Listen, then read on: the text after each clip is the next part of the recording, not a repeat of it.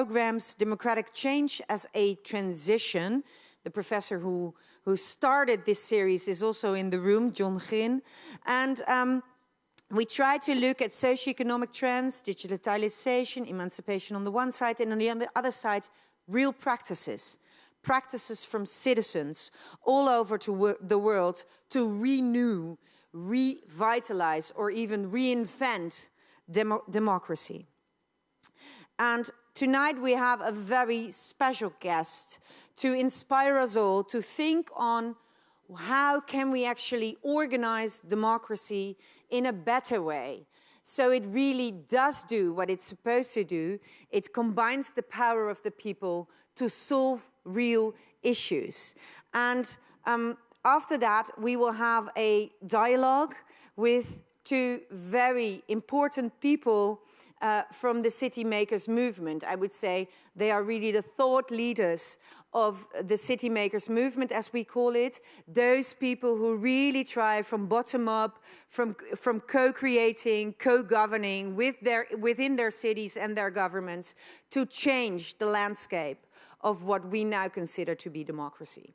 And they will have a dialogue, and as you see, I don't see them yet, but they will be here after the lecture of our very esteemed guest. There will be two mics. One will be here, yeah, and the other will be there. And you are invited to participate in this dialogue, but with a very strong emphasis on participate, which means that if you want to enter the conversation, you really do enter the conversation. It's not a question like, oh, I would like to ask a question, and then you go away. You try to involve yourself within the conversation, and we do not want a lineup of people. So only one person is allowed to stand at the mic. And then we really are going to introduce you into the talk, and you will participate for that section with our guests. Okay, that's just something for the order of tonight.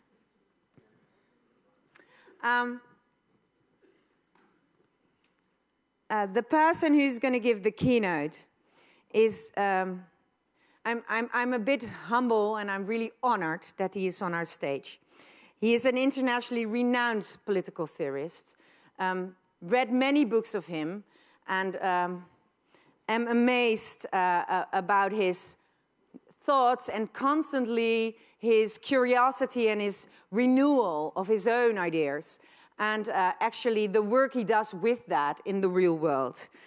He wrote more than, I think, 18 books. The most famous one, perhaps, is Jihad versus Mug World, and he will have a complete new book on that theme coming up, forthcoming the coming weeks. But today he was invited because he wrote a really important book for our discussion on new democracy, and it's called If Mayors Ruled the World. He has also organized or founded the interdependence movement, and in that he has he also created a new project of and on that we're going to talk about that project. It's called the Global Parliament of Mayors, and it's going to be an entire new movement of interconnecting these mayors all over the world. If everybody is seated, then I'm going to ask you to give him a very big welcome to the stage. He will have a lecture, and then afterwards we are going to discuss at the table all of his ideas. Give him a very warm welcome. Mr. Benjamin Barber.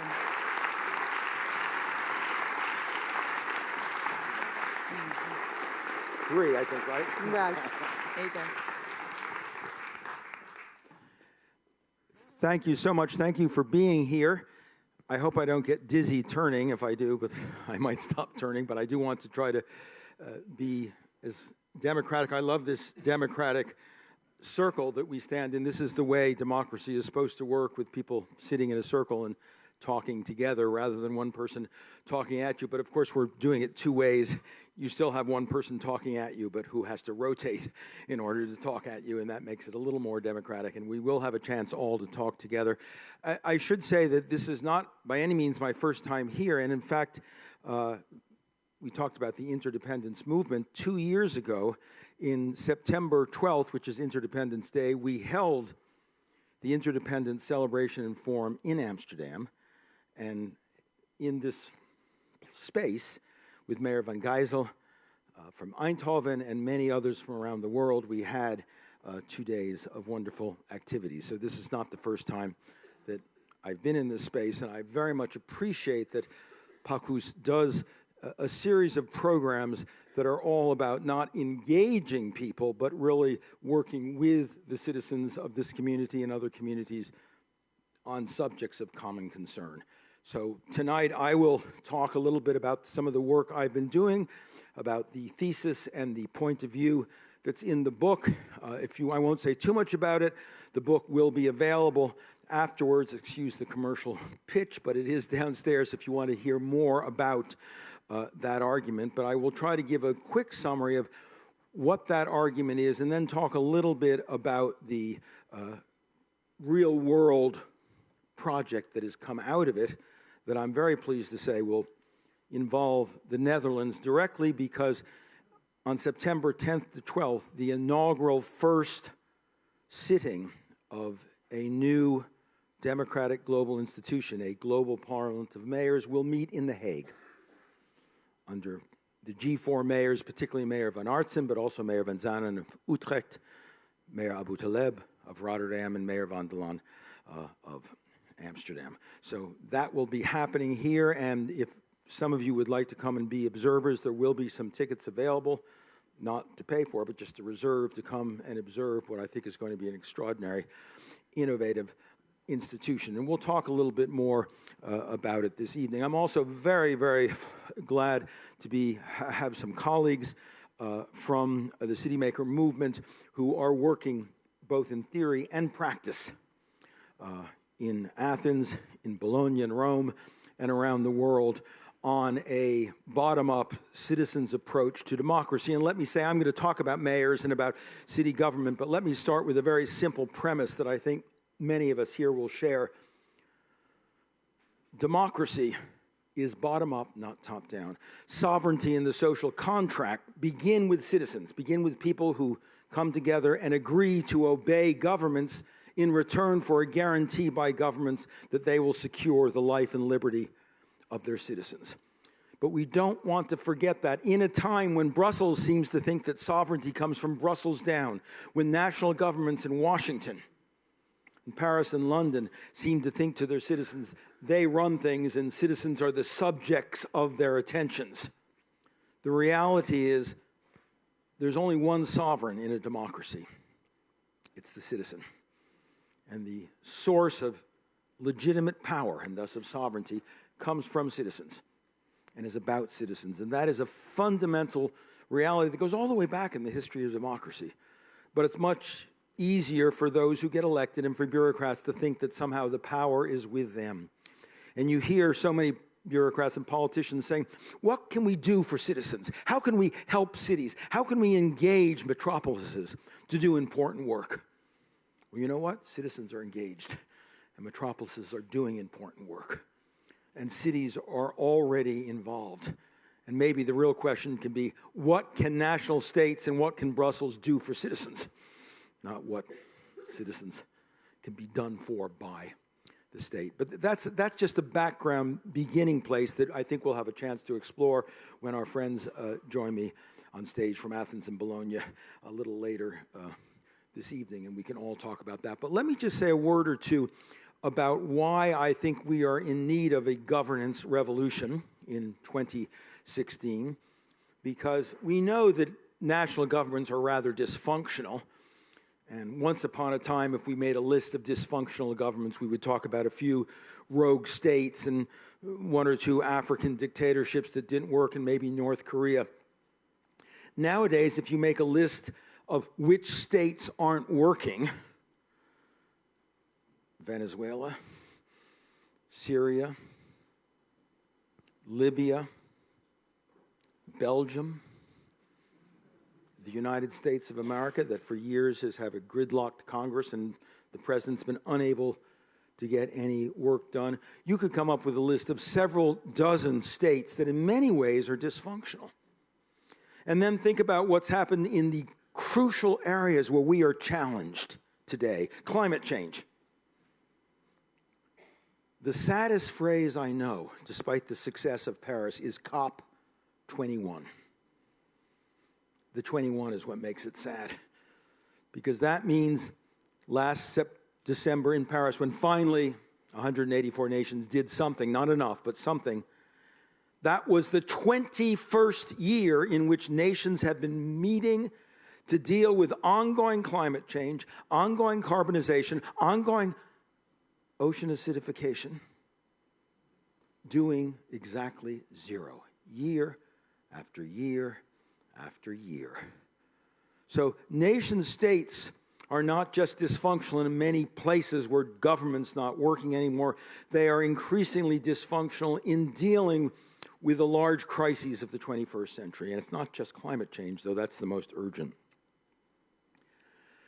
But I don't want to simply scorn national governments, because it's really not the fault of national governments, despite the specific dysfunctions of ideological gridlock and polarization and all the issues that make states not work very well. There's a more fundamental historical reason why nation states have failed today to address our problems, and that is because of fundamental change in the world, which nation states were not designed to deal with. When nation states came into being 400 or 500 years ago, they came into being around the growth of nationalities, ethnic peoples, the French, the Germans, the Italians, the Dutch. And these new nationalities were wider and broader than the cities and the city-states that had previously been the center of governance. And so we invented this new notion of a nation-state, a state encompassing and large enough to actually govern these new national societies. And we know in France, with Joan of Arc, France went from being a series of pieces into a nation. And England went from being a series of small parts that in Shakespeare's historical plays we saw at war with each other into the English nation. And then in the 18th, 19th century, Italy and Germany and other national societies evolved. So the nation state worked very well. But the nation state was based on this premise, that a government that encompassed a nationality and a territory to go with it, the size of France, size of Denmark, size of Germany, maybe even the size of the United States, would be capable of dealing with the primary issues that the peoples of that territory and that nationality faced. Health, the economy, jobs, education, technology, all the major things we care about, your national government did. And as recently as the 1930s and 40s, even coming out of World War II, which was a global war, I grew up in an America where, to give you a silly example, I was growing up in Manhattan, and my mother would sometimes say to me in the 1940s, she said, "Dear, don't go to New Jersey. There's a virus in New Jersey. I don't want you to catch it. Stay in Manhattan this weekend." My children and grandchildren don't worry about the New Jersey virus. They still live in Manhattan. They worry about global pandemics. They worry about Zika. They worry about HIV. They worry about Hong Kong flu and Mexican pig virus and the West Nile virus. The diseases we face today are global. They know no quarters, no borders. When I was buying my first car, I was an American kid. I wanted an American car, and guess which car I bought? Chevrolet. A good old Chevrolet. Took my Chevy to the levee. You know that song. And it was an American car. Today, I'm ashamed to say, from the point of view of American patriotism, I drive a BMW. It's a good car, but let me tell you why. My BMW is made in South Carolina with 75% American parts. Most Chevrolets are made in Mexico or elsewhere with 60% foreign parts. So which is the American car? And of course, there are no American car companies or Japanese car companies or German car companies now. We live in a global economy. If I ask you, what are the big brand American companies, you'll say Coca-Cola, McDonald's. 70% of Coca-Cola's sales are outside the United States. 78% of McDonald's are outside the United States. They're not American companies anymore, despite the brands. So we live in a global economy with global diseases. And then think of climate change. There's no Amsterdam warming, no Dutch warming, no European warming. We have global warming. The climate is global. It doesn't stop at borders. Terrorism is the consequence of global forces. I call ISIS, I used to call Al-Qaeda, a malevolent NGO. It's a non-government organization that travels like many do. Like we have doctors, Médecins Sans Frontières, and we have Terroristes Sans Frontières. They don't have any particular home. One reason it's so hard to stop them. The United States said, well, let's stop them in Iraq. They actually aren't in Iraq. Well, let's go to Iran. Well, that's not. How about Afghanistan? Well, Indonesia, Yemen. Terrorists are global. They don't recognize borders. So now here's the dilemma. Here's what all of this adds up to. We live in a 21st century world where every major challenge governments face is transnational, trans-sovereign, without borders, global in character, and we respond to those problems with 17th century sovereign, independent states, utterly incapable of even cooperating with one another, let alone, even if they wanted to do it, being able to deal with these global problems. Global problems, national states. Interdependent reality, independent states. It's a recipe, even if the states worked well and functioned well, it's a recipe for failure. And that's what we've seen. COP21 finally agreed, well, maybe 2 degrees Celsius we'll try to do, but if you read the small print, you'll find out that that depends on self-monitoring, self-reporting. There's no enforcement, and it's highly unlikely that they'll do that, and most climate scientists say, in any case, 2 degrees is going to mean enough sea rise and Arctic melting that's going to inundate the shorelines of most of the world.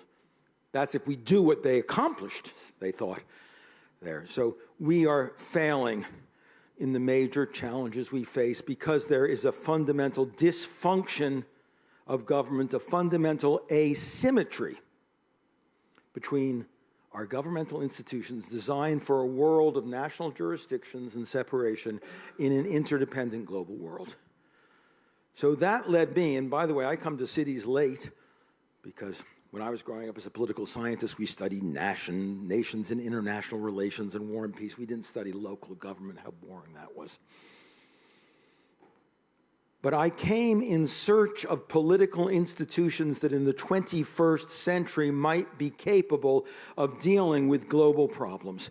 And clearly national states, defined by their borders, by their sovereignty, by their independence, were simply incapable in the way they were designed to do that, even with the best of will.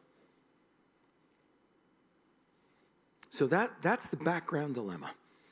An interdependent 21st century world of global challenge in which our political institutions are defined by nation states, and our so-called international institutions are state-based international institutions, the United Nations. Really? What an oxymoron. The United Nations? Nations are about nationality, ethnicity, and all the wars between the nations. Now we're going to unite them? We'll have a try at that. We had the disunited nations of World War I and World War II of the last century. And we came out saying, let's unite them, but without a formula for governmental change. And so what we were uniting were the very nationalities and nations that caused World War I and World War II, and that continue to be at the source of the subnational tribal wars we see and the regional wars, all of which are still organized around these old religions, ethnicities, and so forth. So there is the problem. And my response was then to say, what if we stop thinking about nation states and start thinking about the oldest political institution the world has known, cities? What if we stop asking presidents and prime ministers to solve our problems and say, what about mayors and city councilors and neighborhood leaders? What if we stop asking, can individual citizens voting once a year in a national election and then being silent and invisible the rest of the year?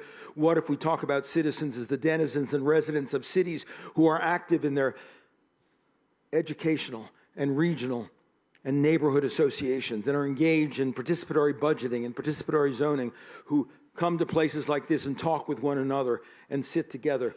What if we take citizenship back to where it was born? Citizenship and the Cité. Cité and citizenship have the same etymology. German's the same.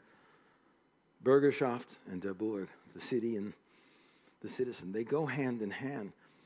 Citizens were intended to be residents and neighbors of the same communities and the same neighborhoods, working together. That's also at a scale where people can still participate.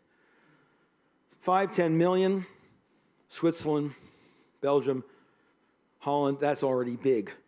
350 million United States, how do you do that? 1 billion, India, 1.3 billion, China. I mean, we want to have a democracy in China with 1.3 billion people. Just put them in Beijing Stadium, which holds 1.3 billion people, right? I mean, it doesn't work.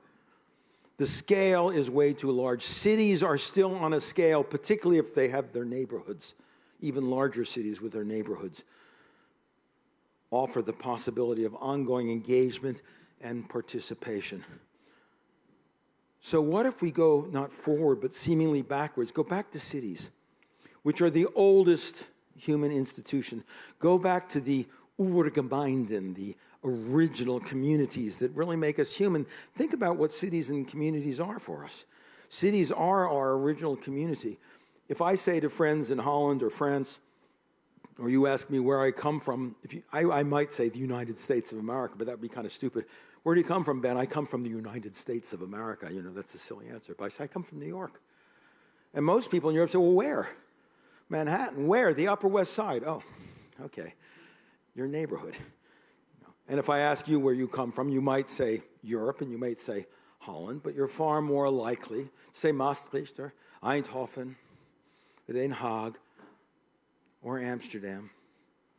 And in France, same thing. You're going to talk about the town and city you come from, because cities are not simply, as the people at the top like to think, a level of administration. You talk to people in Brussels and they say, oh yes, the city is a very important level of administration in Europe. But when you tell people where you come from, you don't say, oh, I come from the level of administration called Maastricht. Cities are not levels of administration. They are the fundamental human community that define us. Our cities and towns are where we are born, where we grow up, where we're educated, where we work, we marry, we pray, we play, we get old and we die. They define us. They're who we are. When Aristotle said man is a political animal, a zoon politikon, he was talking about a creature of the polis, a creature of the city, a creature of the town. We're social and political in the sense that we come together in these communities and we call them cities. And of course, these cities are in every case older than the nation states, which are abstract levels of administration they belong to. Right? Amsterdam is much older than modern Holland. It's older than the monarchy. It's older than the Republic. Boston is older than the United States. Damascus is older than Syria. Paris is way older than France. Manchester is much older than England. Our cities go all the way back. They have long histories. States come and go on a grand historical plane every couple hundred, 400, 500, maybe 1,000 years. Beijing is 5,000, 6,000 years old. And there have been how many monarchies and states of government and regimes in China during that time? So cities have this core human identity that is so critical to who we are. And it's why we have an attachment to cities and a citizenship in cities very different than the more abstract citizenship of the regions and the nation and Europe. And by the way, I love the idea of trying to create a European identity that goes beyond the nationalities which created 2 centuries of war and horror. But the problem with Europe is it became a Europe of nationalities and a Europe of corporations, not a Europe of cities and citizens. I think a Europe of cities and citizens would have had a much better chance at success. And we see people now rejecting not just Europe, but rejecting humane norms, rejecting inclusiveness around the old tribes and nationalities. The Austrians say they almost won. He came that close to winning, right? We're Austrians, no foreigners. And then the French and the Belgians all begin to think these foreigners, these outsiders are, that we have to go back to our ethnic and racial and religious identity. Europe is Christian. Well, no, it's not. But if you want to think that way, then you think your way back into the 16th and 17th century, where Protestants and Catholics were destroying 10% of the European population in the wars they fought. That's going the wrong way. So Europe was a brilliant idea, but it was an idea that, like the United Nations itself, was too much rooted in the two key institutions of the post-war world, the nation state and the multinational corporation. And it's been much more about them, and therefore much more, say, about the euro than about the European. So let's take it back to cities and see what cities can do, and see how they operate, and see whether the people who are elected to office there and the citizens who are part of the city can do a better job of governing the world. But now, here comes the other. The first dilemma was that asymmetry between the nation state and the global world. But now, if you've listened carefully, you'll say, whoa, whoa, whoa, you've played a trick on us. You said we left city-states and cities in the 14th and 15th century because of the larger scale of nations. Now you say we live in a global world too big for nations, and you want to go back to the city. You're going back to even smaller fragments. So how's that going to work? That's very nice maybe for democracy and citizenship at the local level. How does it deal with global problems? But there's part two in the thought experiment. Cities, one by one, cannot possibly do anything but go backwards. If you go back to the polis, back from the nation state, you're not going to have a problem. You're not going to solve the problem. But if you find a way for the polis to meet with other policies, if you find ways for cities to work together, if cities can collaborate and cooperate, then maybe there's the possibility of a foundation for global cooperation around global problems that utilizes the city and all its democratic strength and its local character in a way that deals with global problems. And two things make that work. One is, here's another word for you, probably heard it, glocality. The local and the global. It turns out that most local, let's think about Amsterdam for a minute. What are the big issues faced? Refugees is one for all of Holland, but certainly for Amsterdam and its cities, sea rise and the threat of sea rising, climate change, terrorism. Without question, we know from up the street in Brussels and Paris, and so far we can say good luck. Holland's avoided it, but probably not indefinitely. And when they come, they won't go after the windmills. They won't go after the farms. They'll come to the cities. Terrorists know where the people are. They'll come for the cities. The cities, it turns out the primary problems of cities, pandemic disease, people land in an airliner from some African or Asian capital and they come into Rotterdam or Paris, and before you know it, the sickness is there. It's cities that suffer the pandemics. It turns out that the major issues for cities that are local problems are the very same problems that are global problems. Our challenges, our interdependent global challenges, are also our local challenges, which is why I call them glocal. So that when cities operate together, it's not that they drop their consciousness and say, oh, we're not going to deal with local problems anymore, now we're going to deal with global problems. It turns out that the global problems we face, climate change, pandemic disease, terrorism, global inequality around global marketplaces, those are all global problems that manifest themselves specifically and explicitly in cities.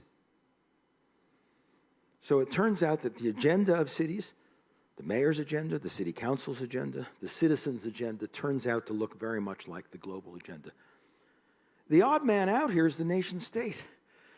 The nation state has neither the local nor the global agenda. It still has a very old-fashioned agenda, defending its borders, promoting its sovereignty, promoting a certain ideology. You know, most of the ideological battles of politics are waged around 19th century concepts, the market and socialism. And obviously there are issues there. But honestly, in a 21st century interdependent global information economy, do capitalists and workers really give us a lot to work with in how to deal with that? Or do we need new constructs that have to do with the cities and the role that cities play in trying to bring private and public sectors together and civil society and citizens together, which is not the old ideological quarrels of the 19th and 20th century that divide Labor and Tory, Democrats and Republicans, Social Democrats and Christian Democrats. Those issues which continue to animate our national politics don't really have very much to do with the issues we face as local politicians, which is why, by the way, increasingly many mayors don't declare a party. George Ferguson, the mayor of Bristol, was the first English mayor, not so many were up for election, but the first English mayor elected as an independent. Mayor Bloomberg started as a Democrat, became a Republican, and about 2 years into his first term said, wait a minute, those terms are just irrelevant to making New York work. And he called himself an independent. Those ideological categories work very well in national politics, and it's how politicians define themselves and how we conduct our elections. But at the city, they don't really mean a lot. And do a test for yourself. It's easy here because you know the parties, and you can tell me, which party Abu Taleb and Ben Geisel and the mayor of Delft. You can tell me about their parties. But look at some of the cities. Look at Mannheim, Germany, and tell me what party Peter Kurtz belongs to.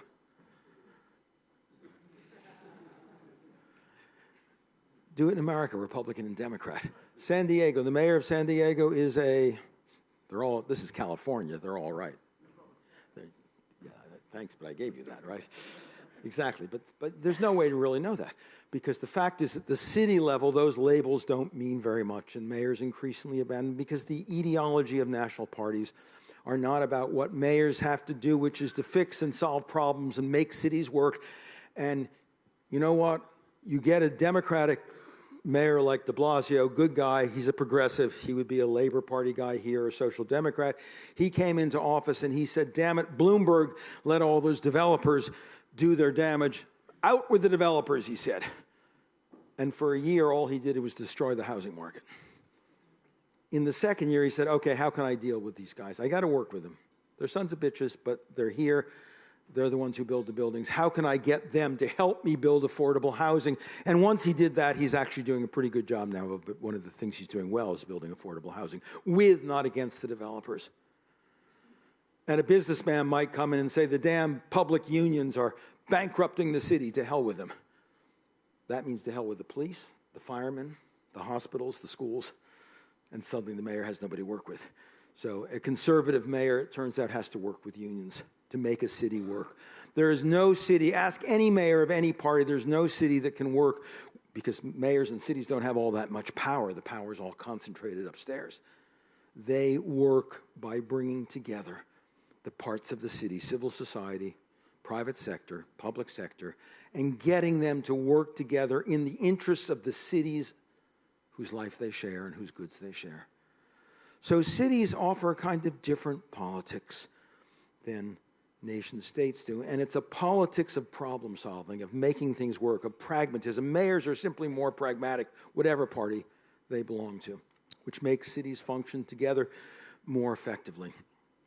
During the 20 years that the COP meetings, COP1, COP5, COP15 in Copenhagen, which everyone had so much hope for, and finally COP21 in Paris, where they did something, during that time, two great urban organizations, an older one called ICLE, Environmental Issues Group, and a new one called the C40 Climate Cities, started by Ken Livingstone of London, David Miller of Toronto, and Mayor Bloomberg of New York 10 years ago, started working on climate, saying, we can't wait for COP to do the job. We have to start developing our own standards, figuring out ways that cities can decarbonize together. And guess what? 80% of carbon emissions, greenhouse gases, come from cities. So actually, if cities decide to do something, they can have a major impact, whether or not nations do it. Those two organizations have had a profound effect, and now, after COP21 finally has at least a treaty of its kinds, it's cities that are going to implement it and make the difference. That was going on in city networks already. So cities have already been cooperating around these issues. You might say, well, what about national security? National security, that's a national issue. They have the Army and the Navy and the Air Force. Well, quick story. After 9/11, the mayor of New York took the New York City intelligence squad. They have a very, as you know, in the war against terrorism, it's not an Army and Navy, but intelligence that is all the difference. There's only a few people, and if you know what they're doing, you preempt it, and it doesn't. And if you don't know what it's doing, you know what? A B-1 bomber is no use at all against the suicide bomber. Doesn't matter how many B-1 bombers you have. So the New York City sent its detectives after 9/11 in 2001 to Washington. And after a year and a half, they came back, and Mayor Bloomberg was the mayor by then. Giuliani was out, and Ray Kelly was the police commissioner. And the intelligence squad that had been in Washington working with Interpol, working with the FBI and the CIA said, you know what? There's no intelligence in Washington. I think they meant that in more ways than one, but no military intelligence. They weren't getting any intelligence about what was going on. New York City, since then, assigned its 12-member intelligence squad to other cities. One in Hong Kong, one in Rio, one in Paris, one in London, one in Moscow. City-to-city intelligence. And it turns out most of the really valuable intelligence is acquired at the city level. So even in an area that we call national security, it turns out cities make a difference. They began to make some progress in Brussels and Paris when the Paris and Brussels police started working together, not just through the national intelligence agencies in Belgium and in France. So even in an area like security, city-to-city cooperation can make a tremendous difference and does. So cities have this global perspective, even though they're local. Mayors are pragmatic problem solvers, and when they come together, they can do things together. There are already a lot of urban networks. The title of my book is a little different now, but it started out as If Mayors Rule the World and How They Already Do, was the subtitle, because there's so many networks that were already doing things. People didn't recognize it, but they were out there solving problems, doing things not just one by one, but doing things together. The one thing that was lacking for cities was a capacity to put a megaphone to the urban voice and provide a platform for common urban action. Many of the networks shared best practices. They talked, they did research, but they didn't really do common action and common policy. And they spoke, but they spoke in a low voice. This group, I'm sure, knows, you all heard of the UCLG. Yes, everybody put up your hand, you know what the UCLG is? Not so great, even here. The UCLG is the most important urban network in the world nobody's ever heard of. It's been here for 100 years. It came out of two 19th century European city organizations, United Cities and Local Governments. And it's a wonderful organization, but it's low-key. It's modest. They do research. They do meetings. I have talked to the mayors of at least 30 or 40 cities and say, so what is it like for you? It must be very important that you're a member of the UCLG. And they say, what's that? The mayors say, what's that? I say, but you're a member. Oh, member? I don't think we are. Yes, you are. Here. Oh, I didn't know that. And that's kind of typical because mayors are modest and these urban networks work cooperatively and bottom up and in a very humane and good way. But cities are kind of the Barack Obama of politics. Civil, professorial, understanding, intelligent, but not so good at showing their muscles and saying to people, this is the way it's going to be. And thus, in the last chapter of If Mayors Rule the World, I had the notion, why don't we try to create a new global governance organization, even though there are many very effective networks around? One that puts muscle on the bones of urban politics. One that gives a loud voice to soft-spoken cities that have so much to say but are so rarely heard. One that can speak back to the commissioner of the regions and cities in Brussels when he said, as he did 2 years ago when I was at a meeting with him, sitting on a stage, the chair next to him, he said to a group of mayors, 75 or 100 mayors who were there that year, he said, we have decided here in Brussels to give you more money this year because we think cities are important and we want to give you some help. I said two things. I said, first, who's we? I think in America we say it's we the people. I think it's actually we the cities. It's not, you're not the we. The cities and the citizens are the we. But then the other thing is, and this money you're giving, that's so generous. That's lovely you're giving that money. Did you earn that money in Brussels? Where does that money come from? Oh, well, you know, it comes from well, we tax the regions. You tax the regions? Who do you tax in the regions? Well, it comes from European revenues that come from, I said, from cities that create 82% of global GDP? Yes, he said.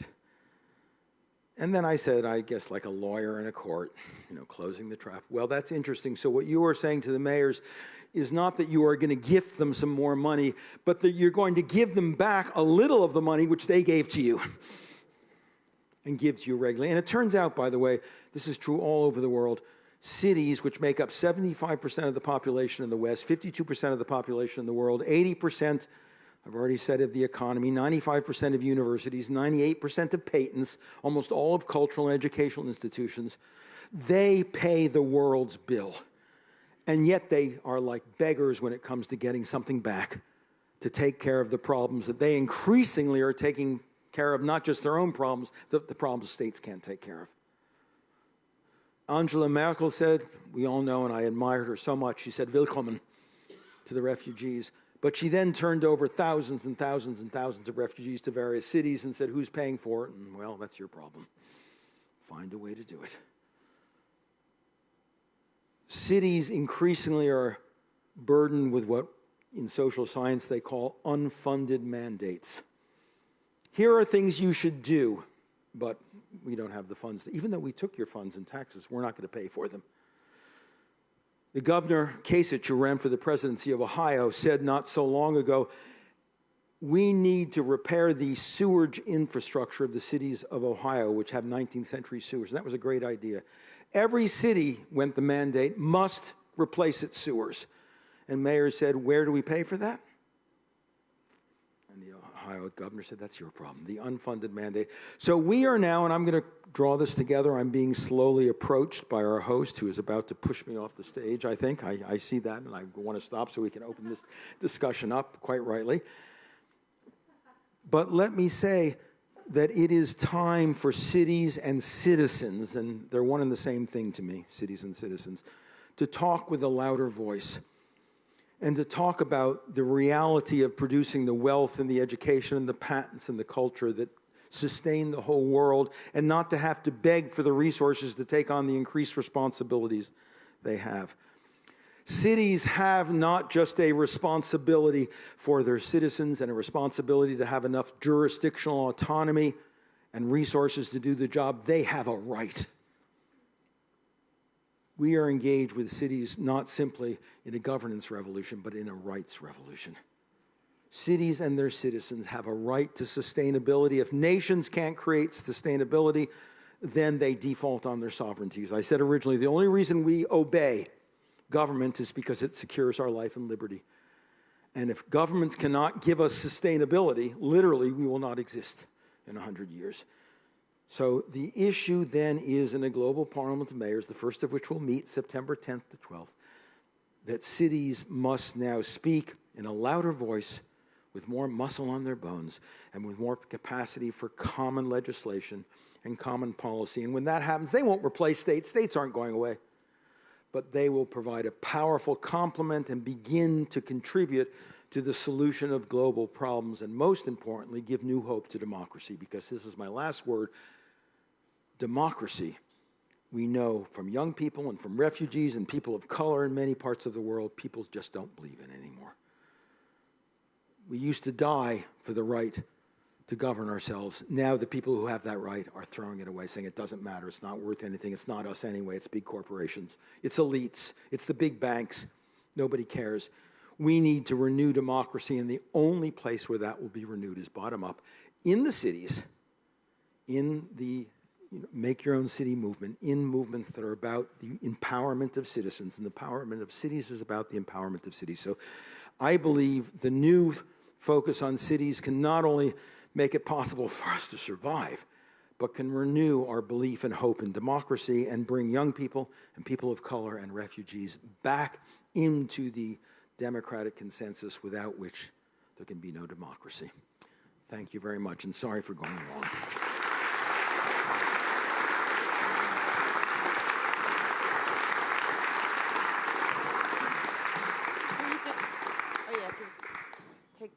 Take your seat. Where do I? Yeah, this is who a do good. I put on my back?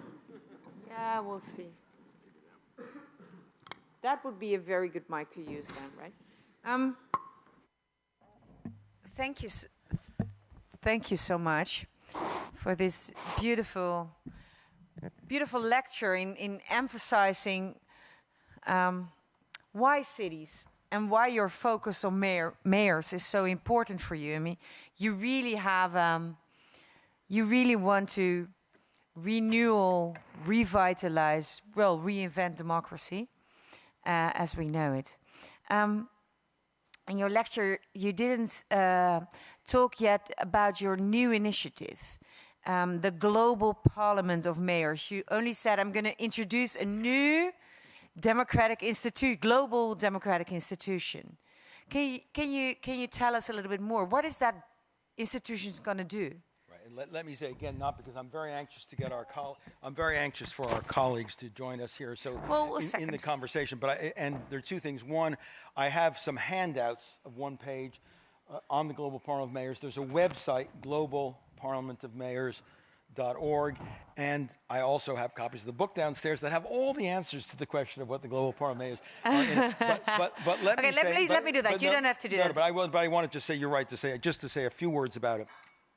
The idea is to bring mayors together several times a year, and they can't do that physically, which means they'll do it virtually, and we are developing a virtual platform that will allow them to sit in their offices in front of smart screens and meet several hundred at a time together to talk about fundamental issues. For the first inaugural meeting in The Hague, we will talk about climate change, we will talk about refugees, and we will talk about governance, the right of cities to govern, and the renewal of democracy. We will talk about it not just in theory, but we will talk about it in terms of several policy proposals. Just to give you an example of the kinds of things in climate, one proposal will be for universal divestment by cities and their pension funds from fossil fuel companies. Again, remember when we talk about climate change, it's not just that we're not doing it enough, it's that there's folks out there who don't want it to happen and are spending a lot of money for it not to happen. Cities need to take that on, and divestment is a powerful market strategy. It's very hard to say, don't dig, don't frack, and so on. No politician dares say it in the United States because it's too dangerous, you don't get elected. But just say, that's fine.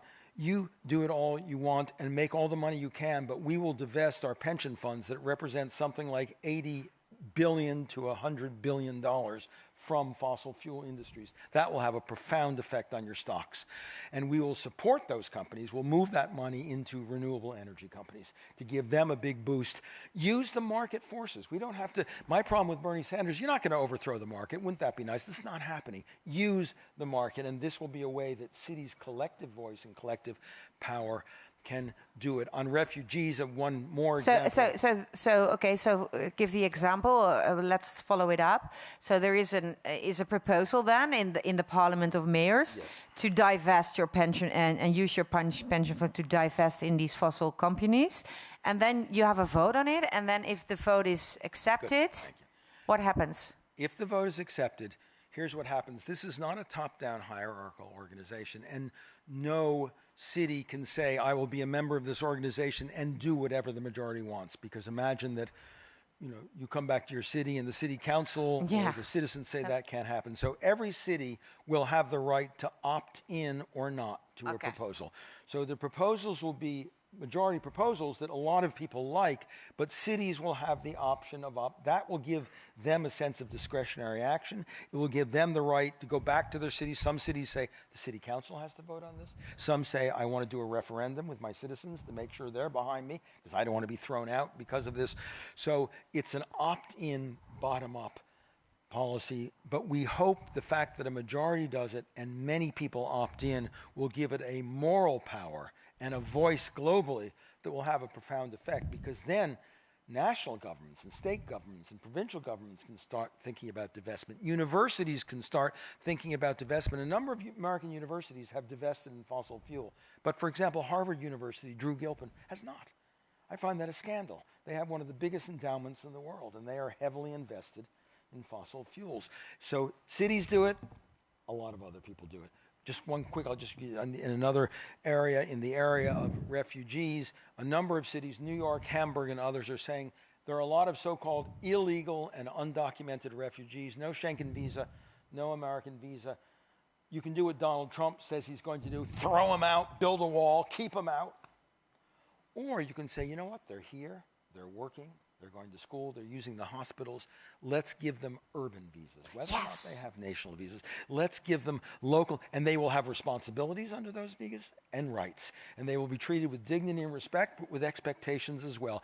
They are here, they're not going anywhere, and start letting the urban center do what states won't, deal with this massive problem of dislocated people. There's 60 million people worldwide. And so very good example. And then what happens? So it's also to give inspiration to policies which work, for instance, in Seattle. They can also work somewhere else. Again, opt-in. Some cities will say, exactly. I'm sorry, I can't do that, and so on. But a lot of cities, and then you help them also. The more cities that do it, the more say, oh, I will do it too. So you have the power of numbers, the power of the majority, without top-down telling them this is what you must do. Okay, and then the last question on this theme is is it one man, one vote, one city, one vote? How are you going to vote in that new parliament? And by the way, let me say one thing on the way to doing this. This will be a democratic organization. I am giving provisional arguments of Benjamin Barber. The Parliament mayors will do what it wants on these issues. Exactly. So I may say, I advise them. No, it's important, though, to say that. Yeah. So that now, the agreement is one city, one vote. You have to have 250,000 citizens to be represented. There are something like 400,000 cities under, between 5,000 and. But we are also inviting cities of less than 250,000 to organize into coalitions, and we already have 8 Salvadoran cities, 6 Gambian cities that are coming under 50,000 together with a representative mayor. So smaller cities will be welcome, but that way. You might say, but what about a city of 5 million or 50 million versus 500,000? They all have initially one vote. But again, keep in mind the votes aren't, this isn't... No, I understand. The votes commit people to saying we believe in this, and each of them will go home and decide for their own city what they want to do. And by the way, cities that weren't there or not members can say, we like this idea, we want to opt in, and they will become, in effect, working members of the global parliament. Okay. There is a major first meeting in September in The Hague. And then how many cities have already agreed to come? We have 40 to 50 cities definitely on, and we have another 50 in close negotiation. We don't want more than 100 or so the first time around. But the great news is they come from Latin America, Asia, Africa, as well as Europe and North America. Organizing cities in Europe and North America, Eurocity is a great organization run by our friend Annalisa Boni, is already represented, many other European networks, but we have already 15 African members coming, places like Kampala and Cape Town and Gambian small towns that have come together into an organization. Amman, Jordan is represented. So we have cities from many parts. The idea initially is to be as representative as we can and make clear that this is about global South cities as well as global North cities. Not so wealthy cities as well as wealthy cities. Cities with lots of problems as well as successful cities like Amsterdam and Paris and New York. Okay. And the book, for everybody who didn't know that yet, it can be sold, can be bought downstairs in the cafe after this meeting, and you promise to sign them. I will sign them, and here's the good thing. If I sign them, I can guarantee you this. You can, if you don't like it, when you read it, you can sell it on Amazon with my signature for 3 times than what you paid for.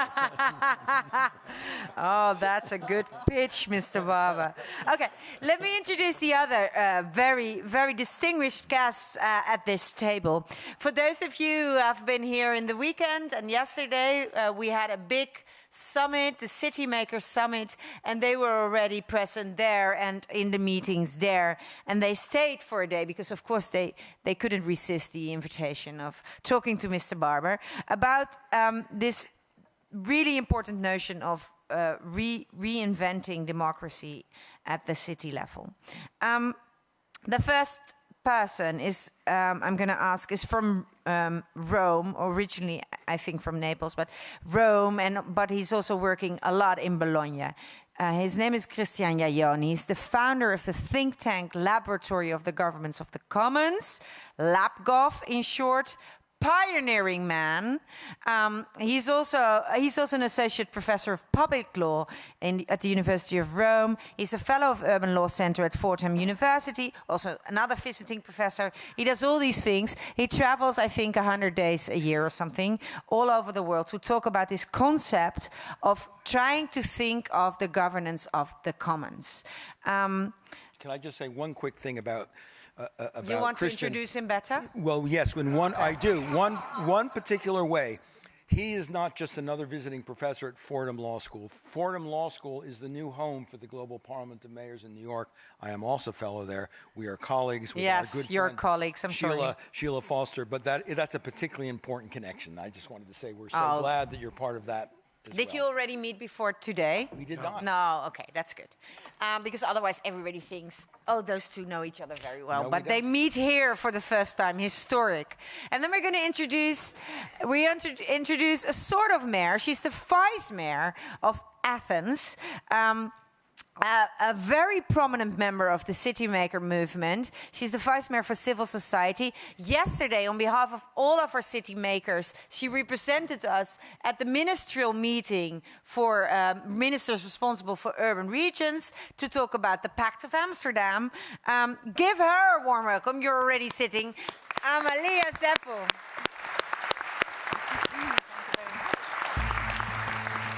As I already said in the introduction, the film. Ah. Sorry. Dank u. Climate change, urban poverty, shortage of housing, the challenges of the refugees. These are just a few of the major urban challenges we face today. It requires a new vision on how a city should be made. My ideal city is a livable, a socially inclusive and an economically thriving and a creative city. My ideal city is a space where you can co-create and there's room for everyone. Not a city driven by master plans and blueprints, architecture ideas, but which is inspired by the ideas of the citizens themselves. City makers are the pioneers that work on improving the livability of their own neighborhoods and cities. They are the ones that build self-sustaining houses, turn an abandoned swimming pool into a mushroom farm, or organize an event to clean up the neighborhood and bring the community together. Practical solutions creating impact on society, making the process of urban development more participative, co-creative, transparent, experimental, and entrepreneurial. City makers all over Europe are getting connected. Together, they form a social movement that is working on a Europe by people. By sharing experiences and knowledge, they inspire each other and learn. So challenges won't only be overcome locally, but also around Europe and the rest of the world. City makers also want to connect to you, because only together we can truly make a new Europe.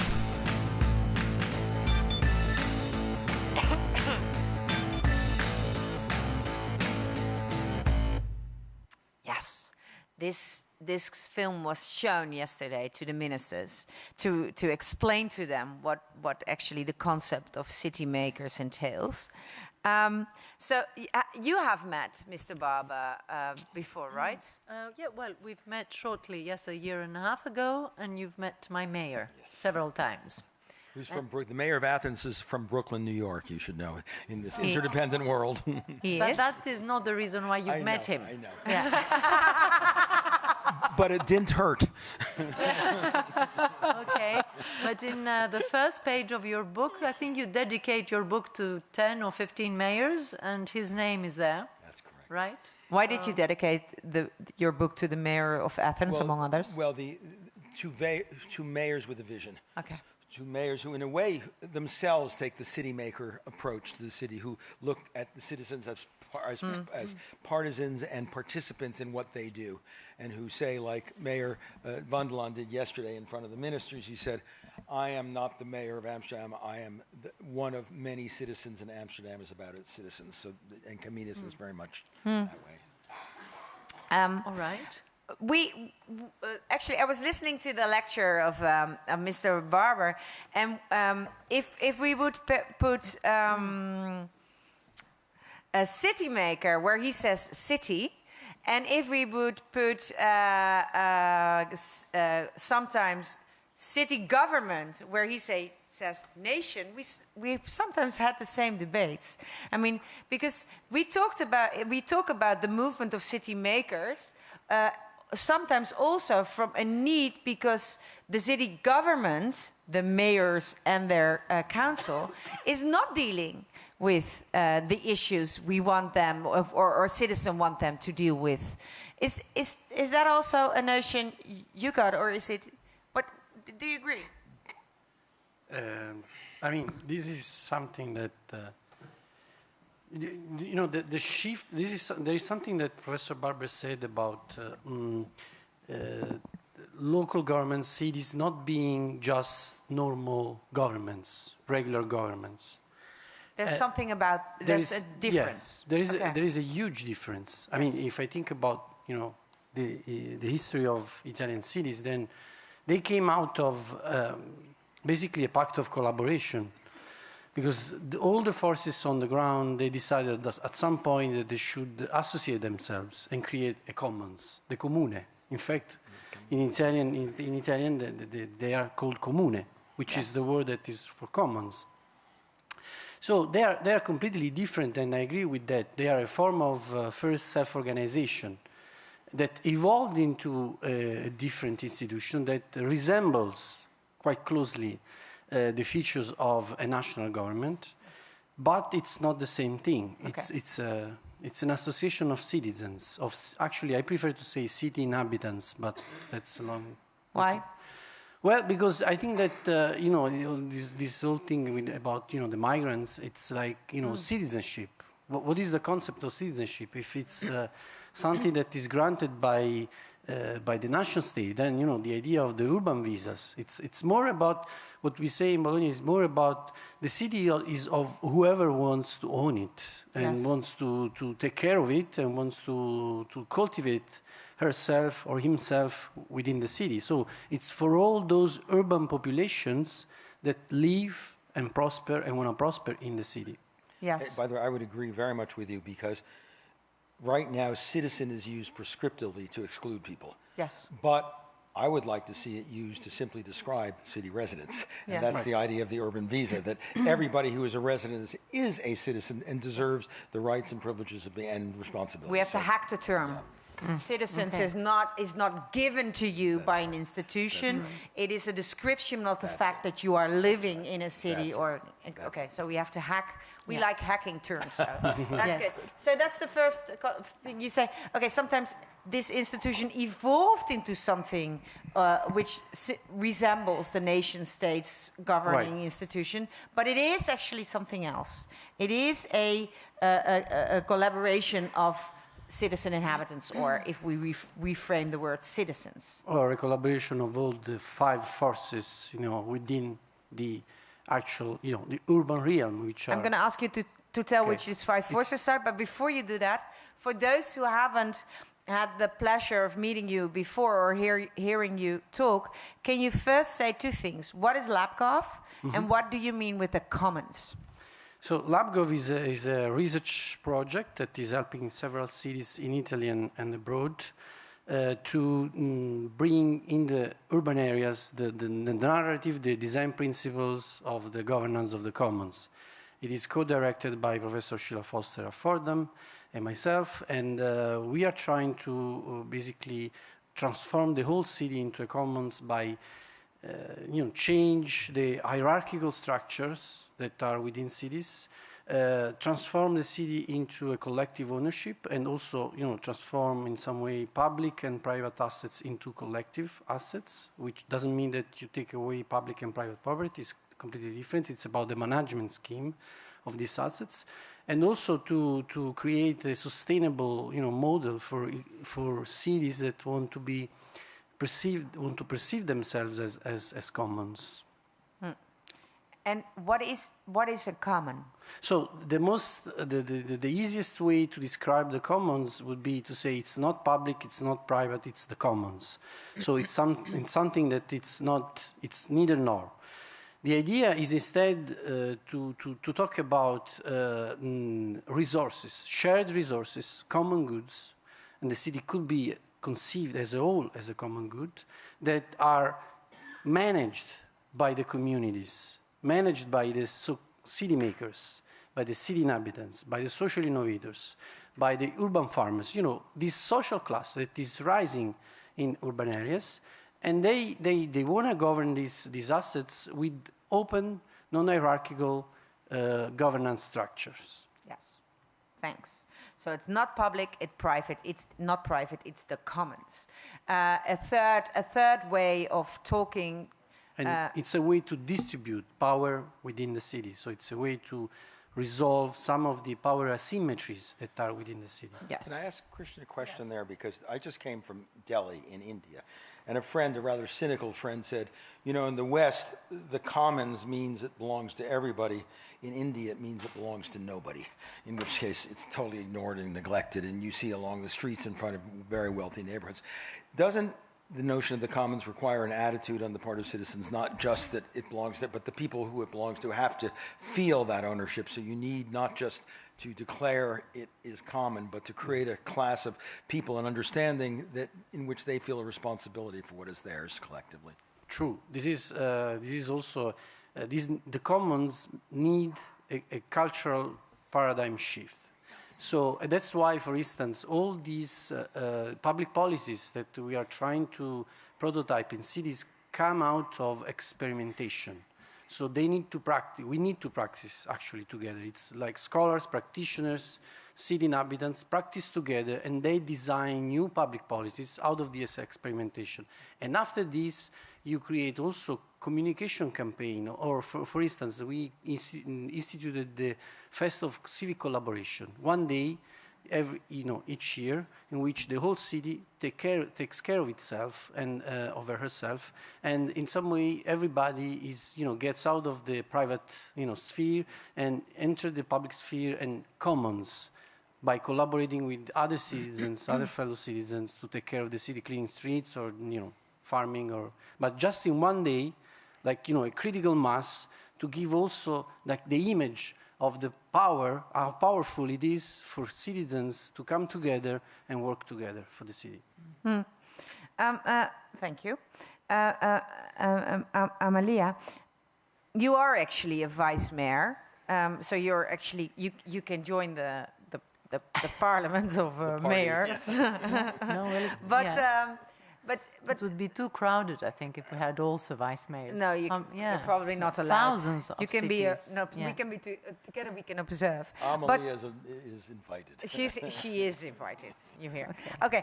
So Mr. Benjamin Barber says we have all these global problems. There's globalization of all these challenges. And we have structures now, 19th century structures, that do not solve them, even if they're well organized. And many aren't well organized. So I'm trying to look for another place of getting an institutional level players who can solve these problems. If you hear that, do you think, oh yeah, let's do that in Athens? Yeah, well, there are two thoughts in my mind in this respect. The one is this very attractive notion that sometimes I've heard you once say, lower the center of gravity. It is his. I've used it also here sometimes. I love this expression. So there's this very attractive notion of lowering the center of gravity of power, let's say, closer to the people, to reality, to everyday life. And cities are at the front line, closer to the front line than governments and nations are. And you're right, and this is very attractive and feels just and right. But from the point of view now of the city makers, to pick up on your introduction, city makers want less government, less bureaucracy. Now you come here and you're adding a model with a system, and of course new laws, new regulations at least. So that, from the point of view of the city makers, might be a question mark, as well as the fact that the whole, what we've been talking about so much, co-creation, being together around the same table, city makers, which means active citizens, and city officials and political figures of the local municipality. The notion of co-creation means that the role of the municipality has to let go of its role as decision maker and distribute it and give it out. So, again, here, from the city maker's point of view and the co-creation mentality, it means reducing power from the municipality. And the mayor. And the mayor, right? Making the mayor become a facilitator, an orchestrator of the power that citizens have, or the city has. Now you come and you say, I'm giving more power to the mayor. I'm just translating, just giving you the point of view of city makers, how they can, how they might be in this room, or, listening to what you're saying. Okay. Can I? Yeah, I'd love to ask you a question. It's exactly right. And in the 19th century, there was a theory about how all power becomes oligarchic. No matter how democratic it is, it starts democratic, and very quickly the representatives become oligarchs. Yes, you want to reduce power, not to add. And that's true. But here's my question for you. And a lot of mayors have asked me this. People who do participatory voting, mayors, there's this new wonderful system of participatory voting and participatory zoning. Yes. I'm sorry. Yes. Turn your very head good. Thank you so much. I'm trying to turn to people, and then you don't hear me. Yeah, anyway. talk to us, and then we'll. Yeah. So I'll go like this, and you have to. The democracy's in the voice, not the face. But the problem here is, just as mayors can become little oligarchs and new bureaucrats and not do that power. Here's what happens when you. A lot of mayors have told me this. When you have participatory politics, then the little interest groups and lobbies inside the citizen movement take over. It's not that all citizens equally get represented. It's the lobbies, it's the well-organized groups of citizens who are, oh good, it's coming to us, and now we're the ones who organize. So in effect, citizen lobbies become little miniature parties that take over, and they become the new oligarchs. So it's not necessarily that if you move power out of the mayor's office into the citizens that you get an equally distributed power base. It's at that point you've got to deal with the reality of lobbies. And in many cases, it turns out the same groups get the participatory budget because they know how to organize in the town, and they end up. So, and I don't say that's a reason not to do it. I only say it's a reason to say that the very thing you're rightly saying is a problem with mayors can become a problem with the citizenry as well, unless you have methods that assure that citizen lobbies don't become the new power centers.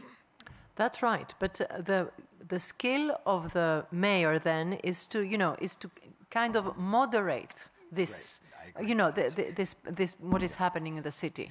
Exactly. So you need them as a you need their role to be there very strongly so, but with less power in their own hands again. Because you want a mayor who is just, who has a sense of justice, and distribute, money or power to lobbies or to people that are creative, and at some point some are more creative than others, and keep the right balances.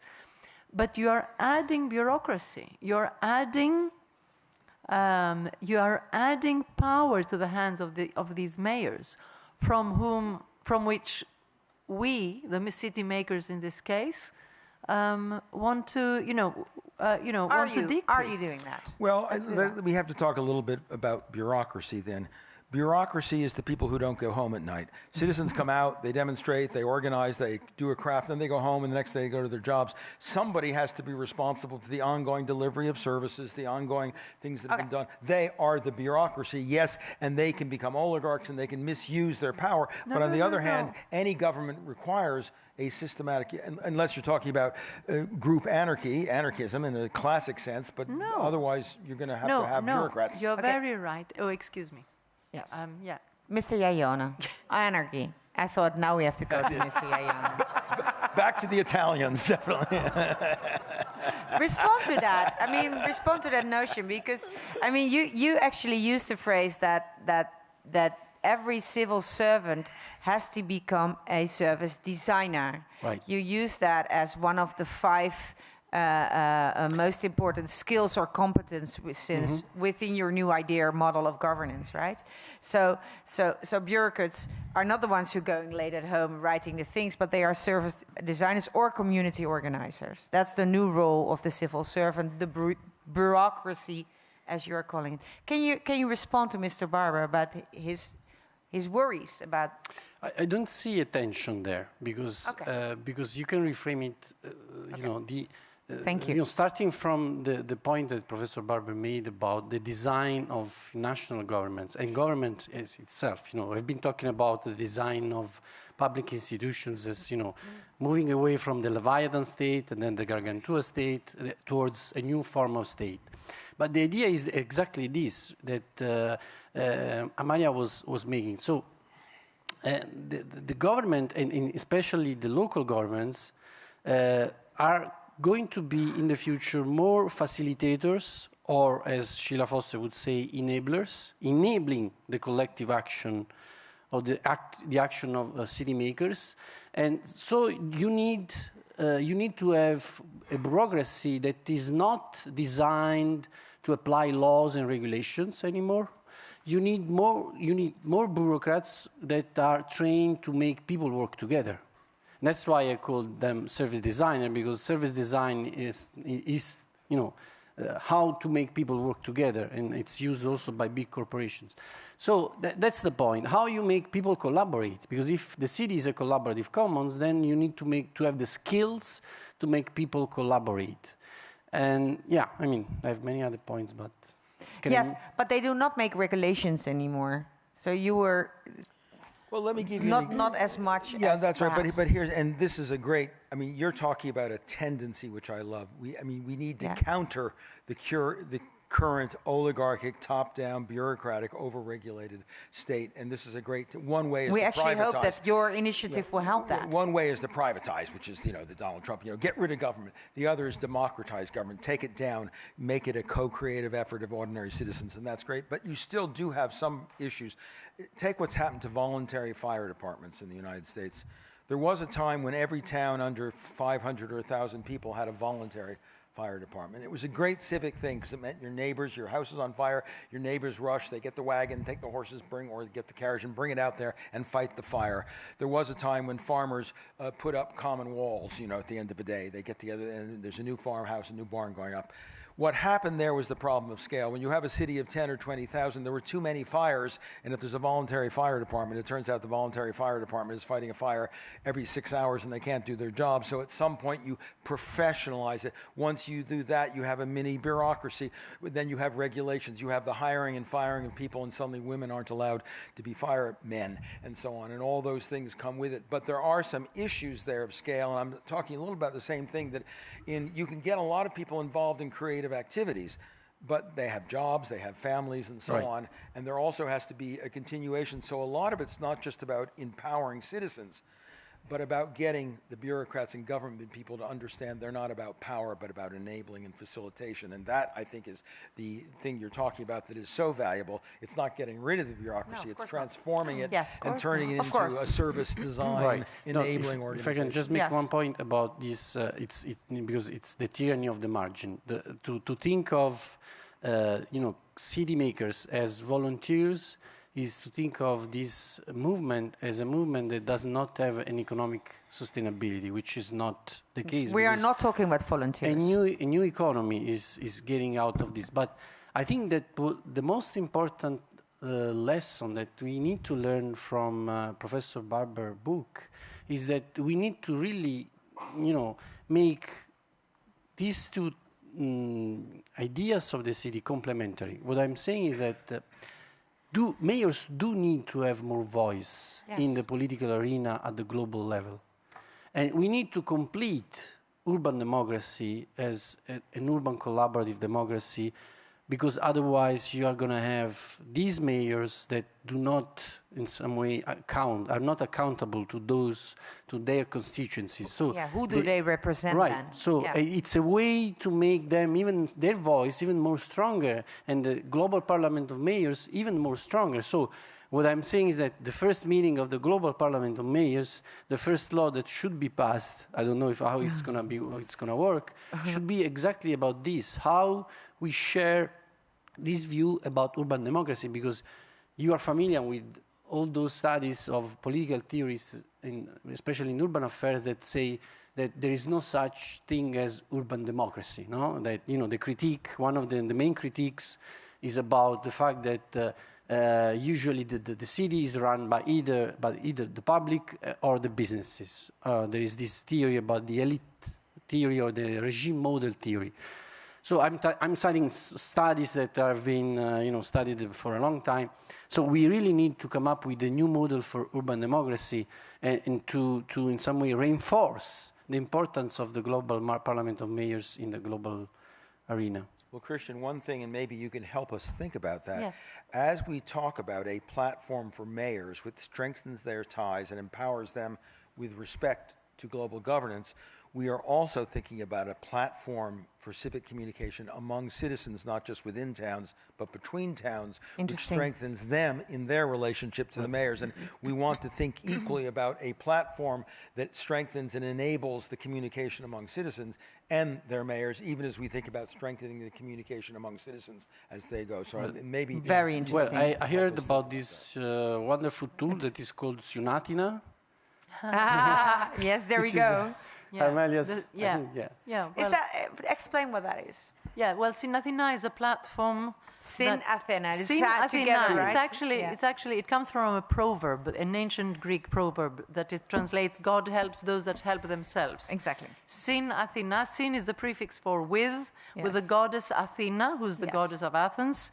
You will have the goddess Athena if you move your hands, is the literal translation. Yes. Sin Athena is the platform that collects somehow and identifies all those initiatives of, creative people around, to call them people or citizens, whether they are informal or formal groups around the city. And by collecting and looking and mapping really what they're doing, you can do a lot of things with that. One is to help, you give them, you recognize them. As a municipality, you recognize their value.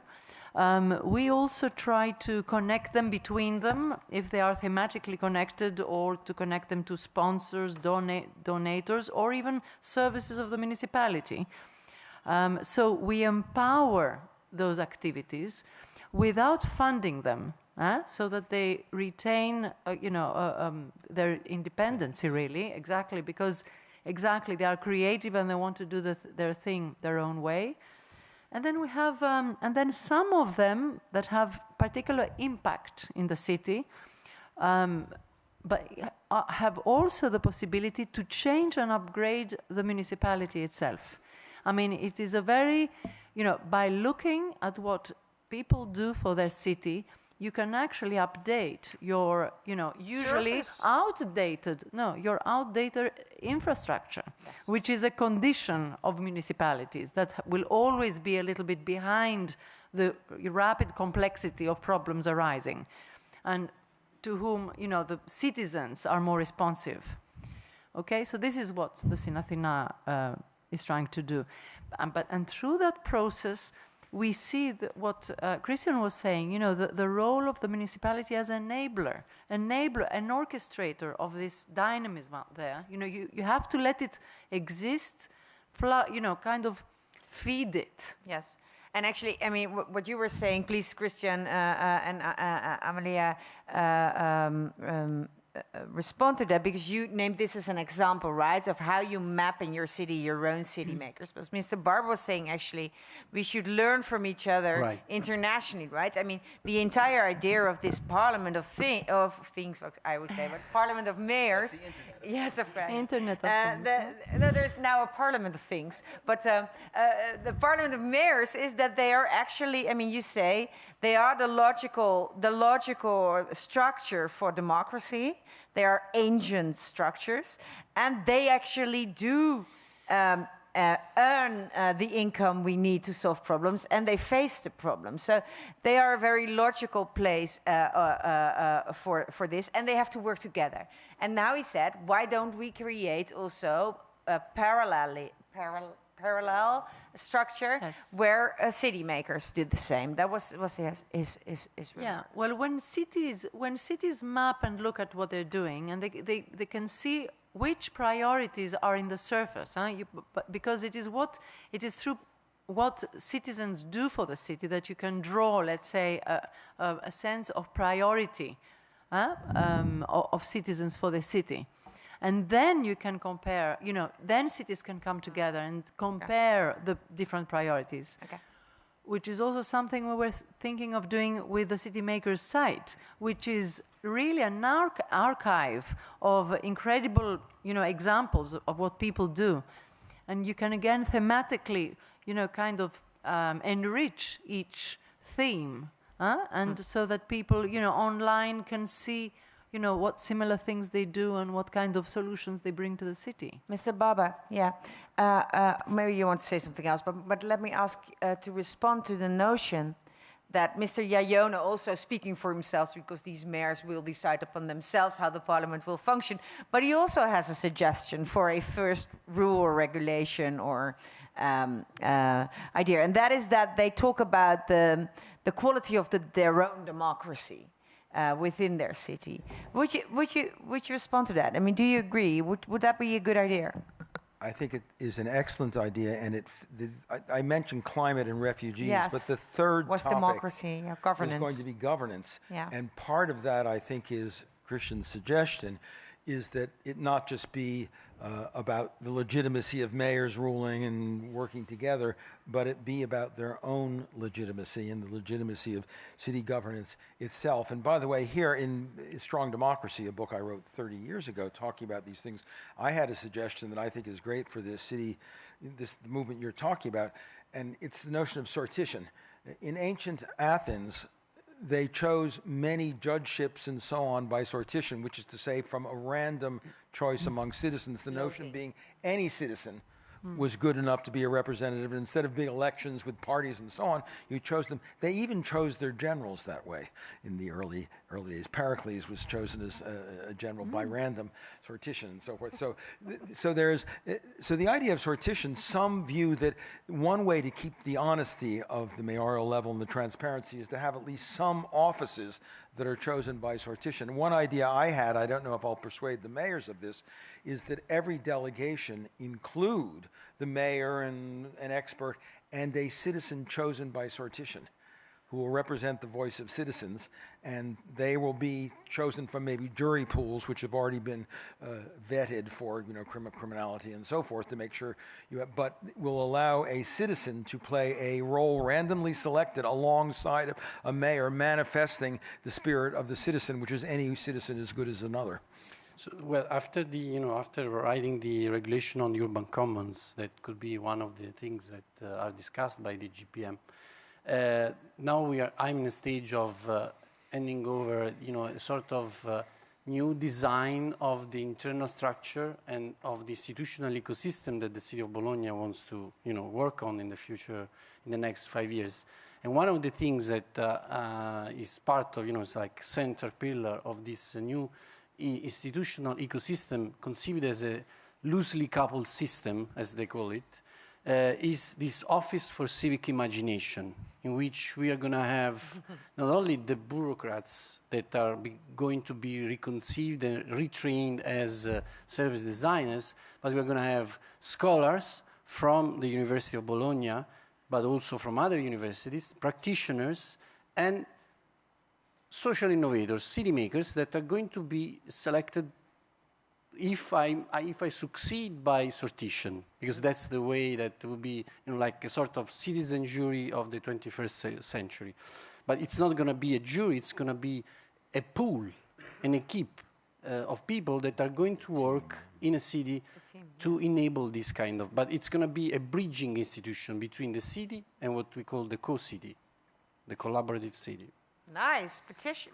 I love that. I would find a different word than office. An office of imagination seems to me That's to create some oxymoron that you want to work. That's why it's attractive. Yeah. For the bureaucrats, it's, they like it because they see office. I know.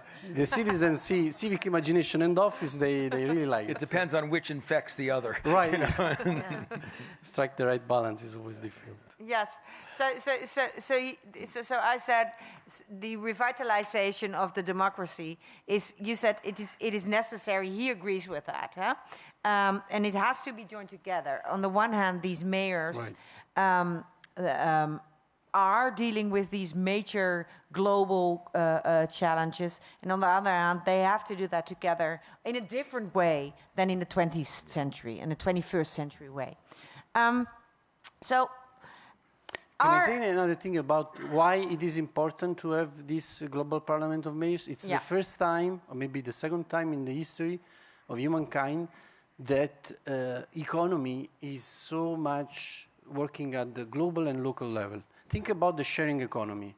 Google did not have to deal with local regulators. Airbnb and Uber, they do have to deal with local regulators. So, but if they act by themselves, if they are left alone, single individual mayors against these giants, they're not going to be able to have an impact or to deal with these giants, multinationals that by now are, have agglomerated a lot of information and money, which is power.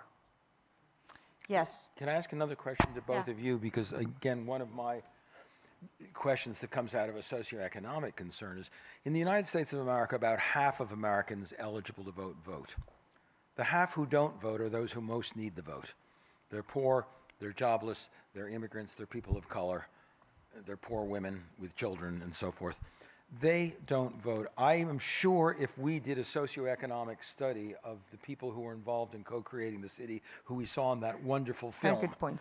We would not see the people who don't vote. They will not be there.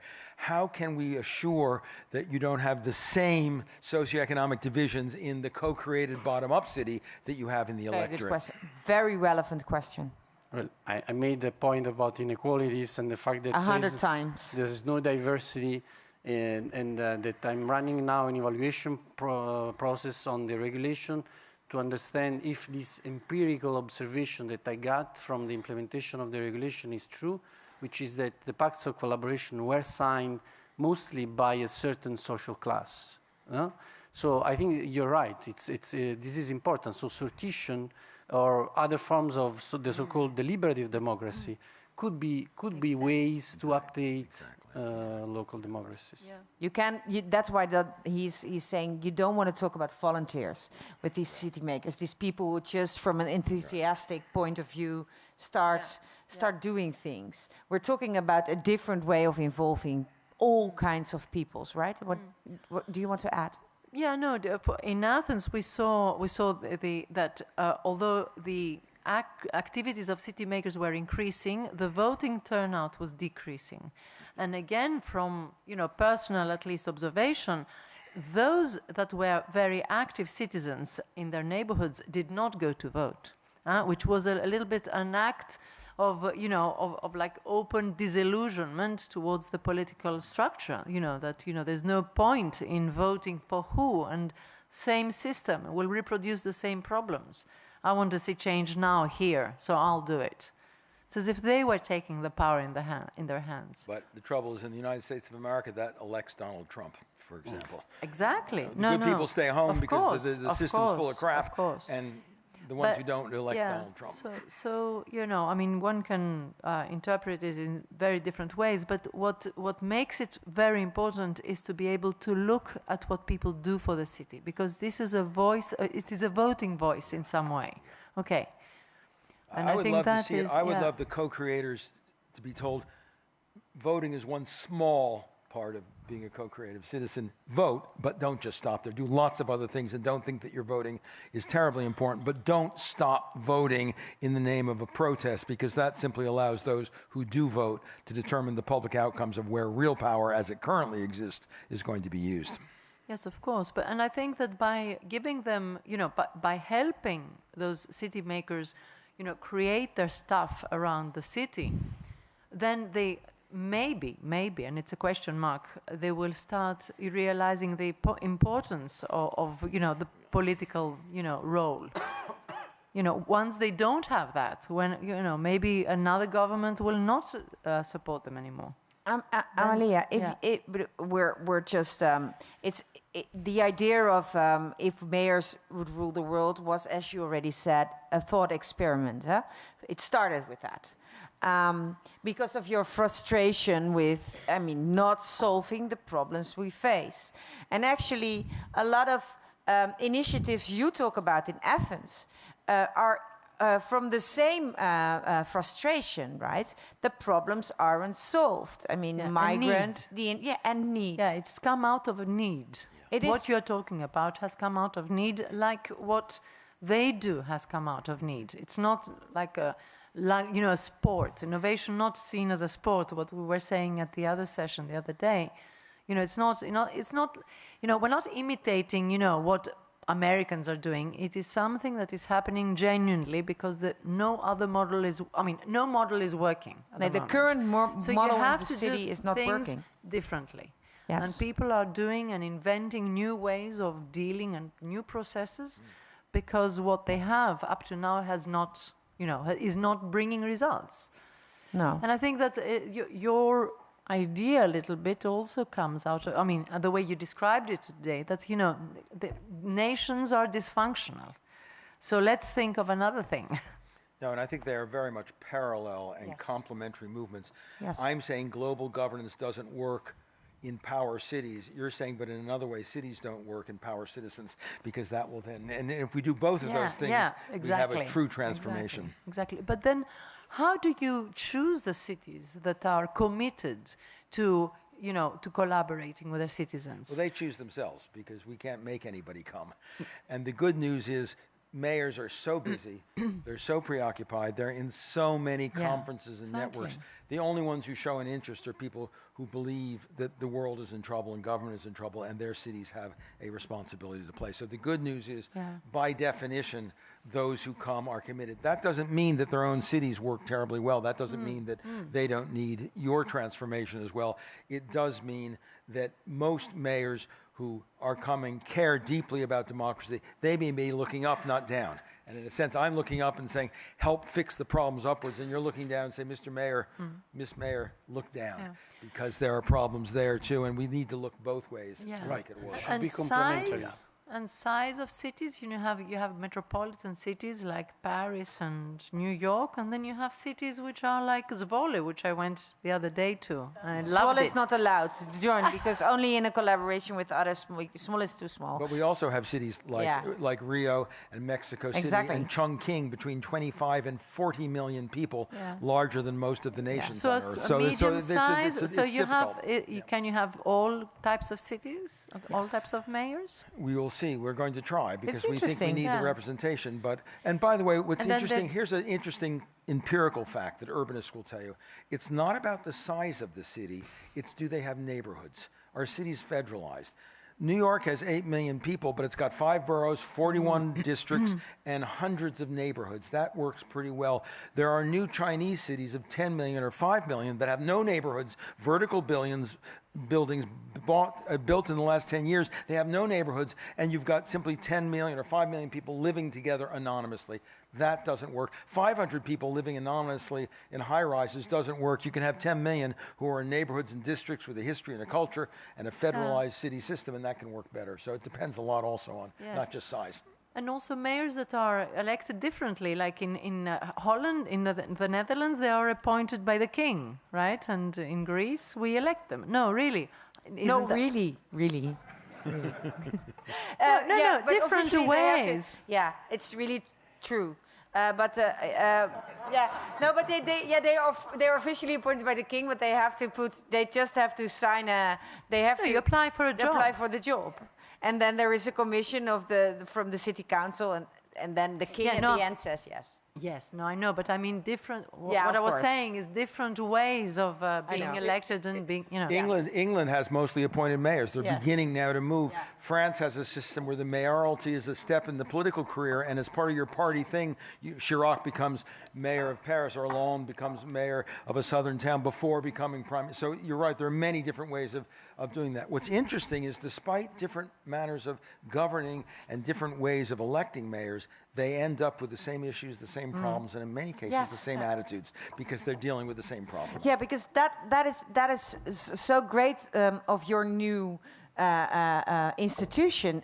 If from my point of view, I can just ask you anything about any city anywhere in the world because you visit them all. So I can, I mean, not all. You also you get these nice ideas of So are there examples of like non-democratic countries where there are, or dysfunctioning states, as you call them, can also be democratic countries, where there are city mayors where you say, they really get this story. It's a really well-functioning ecosystem of, as he calls it, polycentric power. So it's distributed equally in society with a co-working of all these institutions and citizens. Other examples? To which city do we have to fly? Let me say two things. There's no necessary correlation between the democracy of the overall national system and the democracy and participative character of the city itself. So, for example, in Turkey, where the International Relations Director of The Hague just returned from, she visited with the mayor of Istanbul and several other smaller Turkish cities, many of which had quite vibrant civic cultures, despite the fact that a former mayor, Erdogan, who is now a very obnoxious president, he went from being a good pluralistic mayor up the ladder where he became very different. But the fact is, Istanbul and some other cities work extremely well. China, where I visited several times, the mayor of Suzhou is a wonderful young woman, about 40 years old. They are all appointed by the Communist Party. But some of them become autonomous. They really take an interest in their cities. She would very much like to participate. She can only participate if the Chinese party government allows her to, and she may not. The trouble is, the ones we most want to participate and want to will be those they'll want to have the bureaucrats go, to do it and so on. But the fact is, these are clever politicians, and China also wants to put forward its best foot. So it may be that we'll end up from China with a few interesting mayors. There's a wonderful movie that we showed here in Amsterdam at the film festival. Did anyone go to the film festival, the documentary film festival, IFTA, last year? Oh, a lot of people. Well, because we showed a film called The Chinese Mayor. I curated, you might remember, 15 films there, and there was a wonderful film called The Chinese Mayor, about an appointed official who ended up doing an extraordinary. He got so popular they threw him out. The Chinese party pulled him out because he was getting much too popular. But so it can happen that in authoritarian systems and in not very democratic systems, you get some very democratic mayors. And it can happen in the United States of America, which is kind of democratic, that you get a mayor like Rahm Emanuel, who comes out of the White House as an arrogant son of a bitch and who alienates most of Chicago. And he's the mayor of Chicago. So, So there's no direct correlation. Or like the mayor of Moscow that was thrown out by Putin. Exactly, Lushkov. He was kind of corrupt, but he was independent. He was autonomous. He was very interested in the power of cities. Just a little corrupt. And he was a real. Actually, his wife did most of that. Was a clever way. He had his wife do the corruption part. But that's true. Yeah. But the point is, you're exactly right. Lushkov was even in the Soviet. He goes back to Brezhnev. He went through the Soviet. He went through the whole transition and Divenda and all that. But the fact is, he was a mayor very much in the spirit of the global parliament mayors who got a lot of engagement. The current mayor in the democratic system is a Putin clone who is a bureaucrat and does nothing, and it also has told us, I was there and met with him, he has no interest in being part of the global parliament mayors, which is probably a good thing. You put it really very good. You said, okay, I'm looking at these mayors and I'm asking them to look to the top, to the global level. And you're asking the mayor to look down and solve the issues at the bottom. Let me ask you the question: if mayors are not, I mean, if we start again from the need from the global issues and the need to solve local issues. If if we are not capable as a society to solve the issues of the ordinary man. I mean, you talked about the housing proposals of the current mayor of New York. It's really important, social housing. If mayors are not capable of solving the issues which are at stake at the citizens of today, do you think they can be capable of solving these global issues? So is it a lakmus proof, how do you call it, a necessary condition that they, what's it? Litmus test, thank you. Thank you so much for that. Is it a test? I mean, can you separate the two levels of challenge?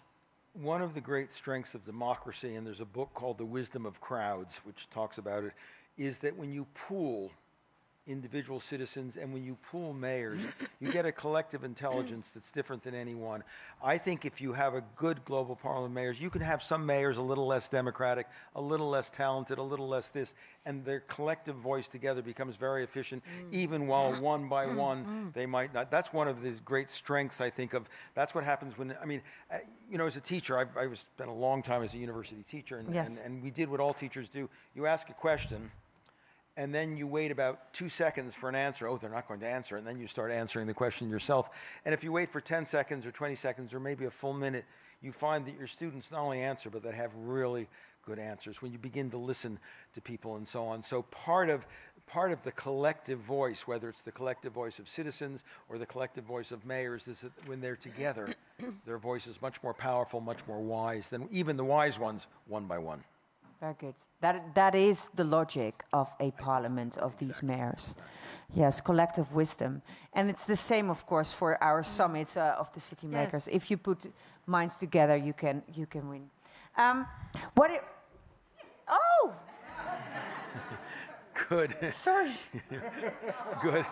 He looked at his clock and said, wait a minute, we're not going to get a chance to talk here with these guys. Yeah, they are allowed, it's an open mic, right? Great. You had the opportunity. Please, yeah. Okay, let me say this. It's 7 to 10, so if you're still waiting for a time to contribute to the conversation, this would be the time. Yes. Please introduce yourself. My name is Meester Lind van Wijngaarden. I'm a resident of Amsterdam, and I call myself a social pioneer because I can't explain better what I'm doing. Actually, the trigger that put me here was your last remark about this collective wisdom, and that was what I already was thinking, how to summarize the concept of this global parliament of mayors, but also to connect it with the city makers movement. I see the resemblance in those two concepts in a shared wisdom or collective wisdom, a shared responsibility, and a shared level of governance. And I think if you look in this way, they can really be complementary. If you are able, as a mayor, to connect, to tap into the wisdom of the crowd, of the city makers, you have, I think, the ideal co-creative model for solving all the problems. Thank you. You're asking, do you agree? Do you agree? Yes. Thank you. Yeah. So, and then what? So if we see if there's anyone else, maybe before we run out of time, see if anyone else has a point they'd like to make. No, I just want to make sure that people, we've talked so much, particularly me, not them. So so just. Okay, now all these people. Yeah. Not exactly about no, the you cannot stand in a line, so you have to take the other mic then. Go to the other mic. My name is Liesbeth van der Hoogte. I was also coming back to the discussion you have here, and that will never end, is the how question. I think democracy is an idea, is an ideal, is that you have to co-create the world you want to live in. But how you do that can be very different. And I think you have to keep talking about that, because is it to prevent rules and a bureaucracy that now we have it and we do it always there? And I think the how question can also be very local. The local wisdom, the shared wisdom, how we can do that. So please go on discussing the how question, and let's not do as if we know how to do democracy, because we never will know. Very good. Democracy is a process. Yes. Thank you so much. It continues. It really taps on your notion of experimental democracy, right? Maybe you can say a few words about that. No, first a few words about that, because otherwise you can. Yeah, it was a really good intervention. Yeah, and I think that the question of the how-to is really the language that we give to cities, and how we go from best practices to best processes, no? Because I do believe that there is something about cities that they can, about city-to-city cooperation. But it's not something that is granted, because I can, tell you many anecdotes about how I try to make Bologna collaborate with Florence or Milan, and how it is difficult to really make city cooperate. And I think there is a difference, for instance, between UCLG and Urbact or Eurocities network, no? Which are... those are all networks, right, of cities? It's not just a question of generation, because, of course, it's also a question of design, because these new networks were designed as communities of practices. And, of course, this gives the cities, ways to have a common language, but what I'm pushing, the cities to do in Europe is trying to work really on a common language, on a sort of transnational urban law, a transnational administrative procedure of the cities that want to work together, because this is how basically the market has entered any domestic realm, by using transnational law, transnational law. So investment law. So we need to have a sort of transnational urban law that the GPM works on as a sort of constitutional assembly. The first meetings should be about this common language, these common processes that they should get out of their experiments and their practices that they are gonna constitutional law in your parliament. Yes. Again, I say, by the way, I have a simple summary of the process point for you. At its best, the term experimental democracy is redundant. Yes. Yes. Right. Democracy is experimental. That's what we mean by it. So you don't have to say, you don't have to make that a conditional. That's what democracy is. Yeah, it's always. You need to say it so we understand it. But that's what it should be redundant. We should understand that. Good. Thank you so much. That's smart. This might be easier. Yeah, it's really. Yeah. Hi, my name is Thomas, and I'm from the original York, Old York in England to begin with. But now I live across here. My sort of point I want to bring up is that this discussion's framed around like cities having to fight and combat all these same like global problems like climate change, problems with the economy, refugees, terrorism, blah blah blah. But like they are global problems, but in my view they manifest themselves in different ways in different localities. So you take terrorism. Here, people, Brussels, Paris, you have these attacks. But if you go to West Africa with Boko Haram in Nigeria, people are worried about their children being abducted. You also look at climate change. You have water stress in India, but where I'm from, you have flooding.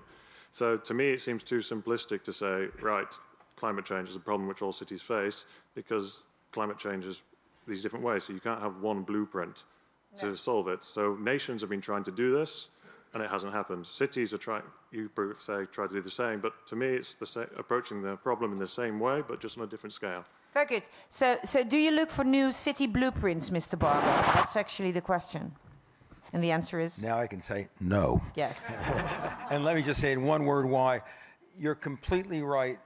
Cities are different cultures, different histories, different topographies, different economies, and each has its own problems, but they share common problems. So we need solutions that can be tailored to different cultures, histories, and topographies and demographies, but that nonetheless address a common problem. What we have going for us is the problems are common. I mean, terrorism, whether a terrorist murders people in a cafe or abducts children or rapes and takes women into captivity, they are violating every law of a community and trying to destroy that community, and they come from similar, we know, in doing that background. So yes, we have to tailor them, and one of the jobs of the Global Parliament of Mayors is not simply to impose a blueprint, but to understand how every solution must be tailored to many different cities. And the great thing is the different cities, we won't fortunately need you make a strong point.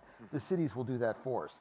The mayor of Rio will say, my problem is different than your problem. The mayor of Albuquerque, New Mexico, has a problem of drought, and the mayor of Damascus, who has a problem of drought, will say, extreme weather is different when we have a problem of drought than when we have a problem of flooding.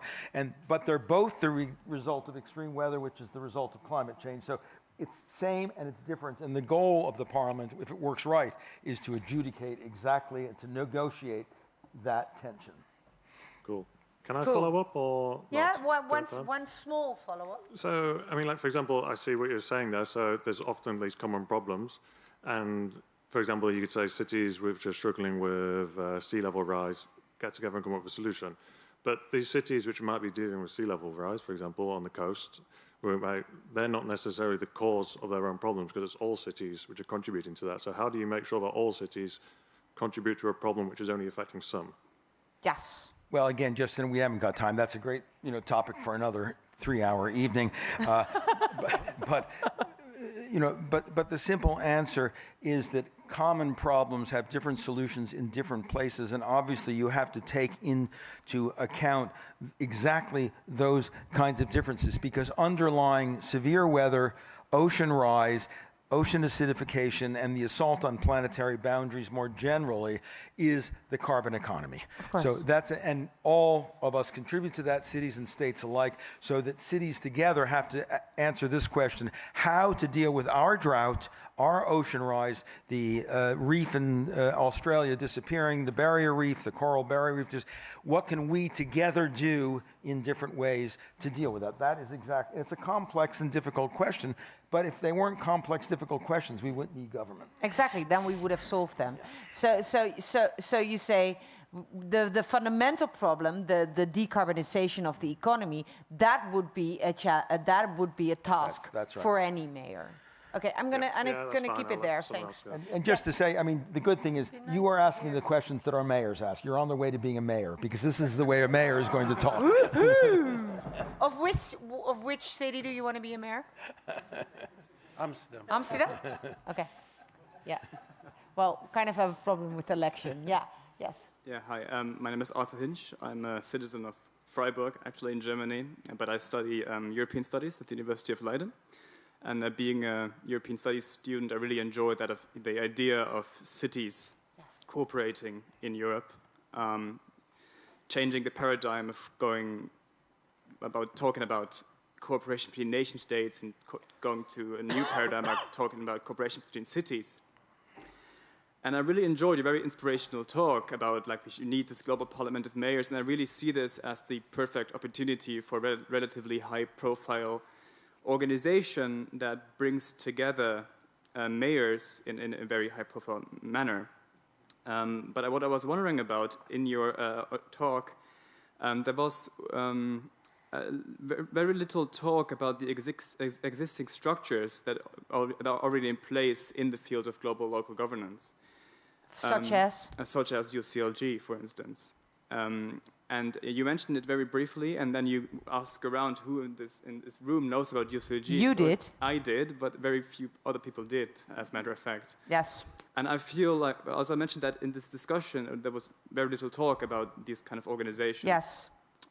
So your question is, my question now is, I was wondering, does not talking about UCLG or these kind of organizations in a more loud manner, does that not contribute to the status quo in which a lot of people don't know about this organization which already exists and which you yourself call the most powerful organization in the world nobody has ever heard of?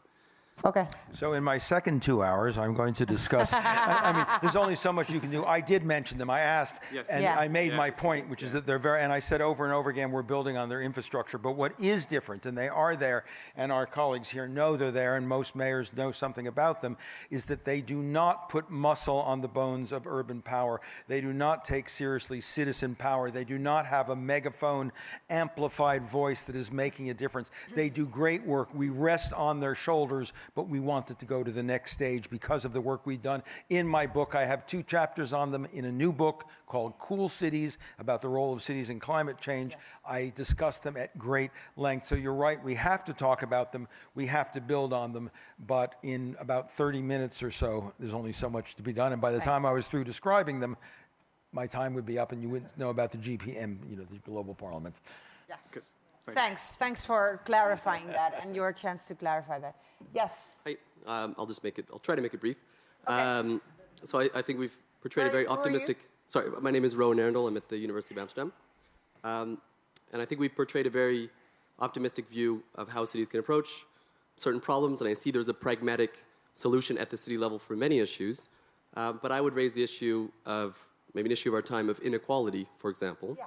And the issue of inequality, we know, I mean, of course, at a global level, it's existed forever, but we see it as a growing issue in many societies. At the city level, I can see that the city might address it, but we also know that global capital wealth is concentrating in certain cities more than other cities, and increasingly so.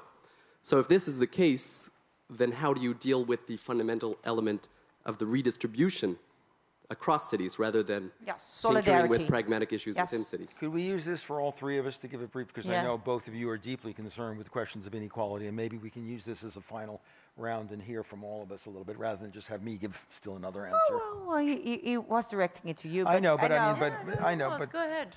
Oh, you don't want to? No, I do. But I do. I have a cynical answer, chapters 5 and 6. Yes. Good.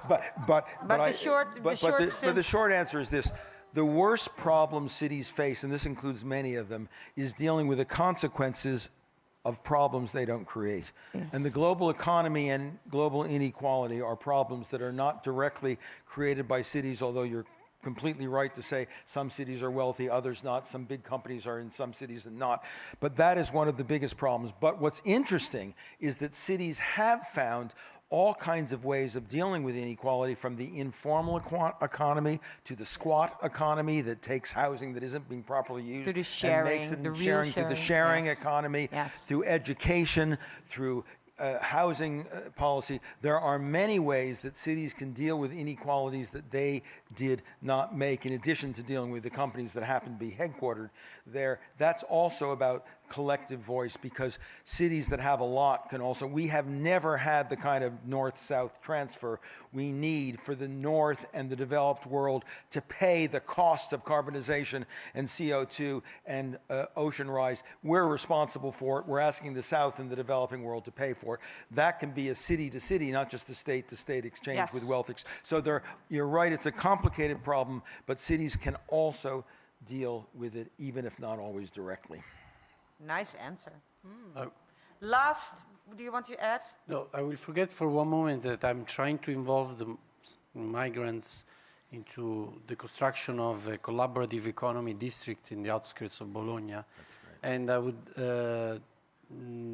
try to disprove that what is a common critique about urban democracy, which is exactly inequality and the capabilities of mayors and cities to address inequality because of control on urban financial resources. Yes. So could this be a reason why we keep in the picture the nation states in some way?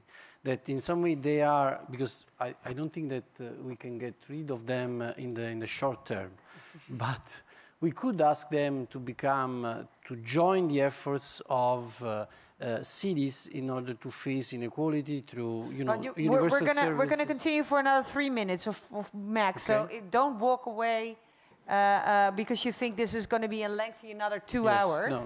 So in another 3 minutes, we're going to stop this debate. To the conclusion that maybe nation states could launch an urban compact, even through the GPM, So we are now talking in Europe about this migrant compact to go there and finance cooperation, through cooperation, new forms of local development in Africa. Maybe we should also think about an urban compact in global cities where the migrants now are being hosted and are living. That's a terrific idea. And by the way, the majority of the world's population lives in cities.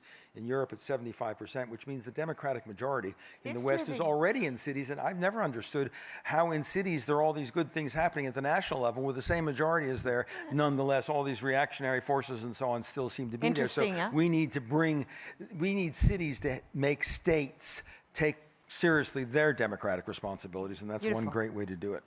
Beautiful, beautiful. I totally agree, but yeah. Mr. Schwartz, last remark from you. From Amsterdam, independent cultural thinker. I want to amplify one issue that came up at different points in small ways, but I think it is a big issue. And that's what I call thinking in terms of not scale, but proportionality. Because there is a danger, having come down, as it were, from the government level to the city level, that we still think, oh, we have to get the scale right and then we can do things. Because when we really think about the collaborative city, for example, and trying to link the different things that have been here on the table, we really also have to have a new sense to say at what proportion we can do solutions. Because certain things are still going to be too big if you're talking about, yes, it's in a city, but it's in, I mean, you rightly said, let's look at the neighborhood. But we may have to redefine the whole city up from a number of neighborhoods together make a city, instead of saying, here are cities with their mayors and we see how they're divided up. So my point is, well, just by making those kind of shift, asking questions of scale. If you think of food in the city, it's very, very clear, you know, which you didn't mention, that there's a certain scale that you can do local food in cities, but if you do local food on the level of Rio is going to do their own local food, you're going to have a massive thing. So it's not a big discussion point, but I just want to amplify. Well, let me just give one term, which would be the framework within which we could talk about that, metro region. Yes. Because what we are still talking about is medieval cities and American cities in the 19th century.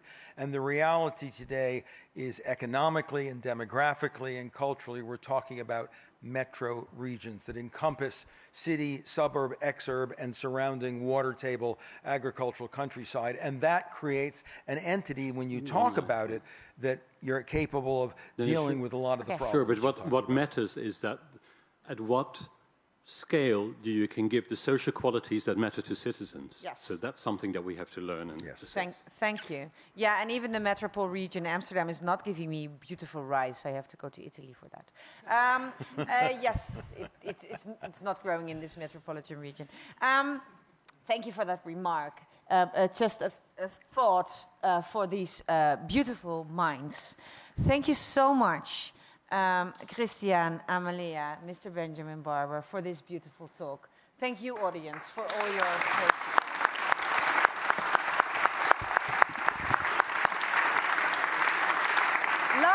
Last word. Mr. Benjamin Barber will sign his book. Chapter 5 and 6 are on social inequality. So you can go to him. You can sell it online for even more than you buy the book for.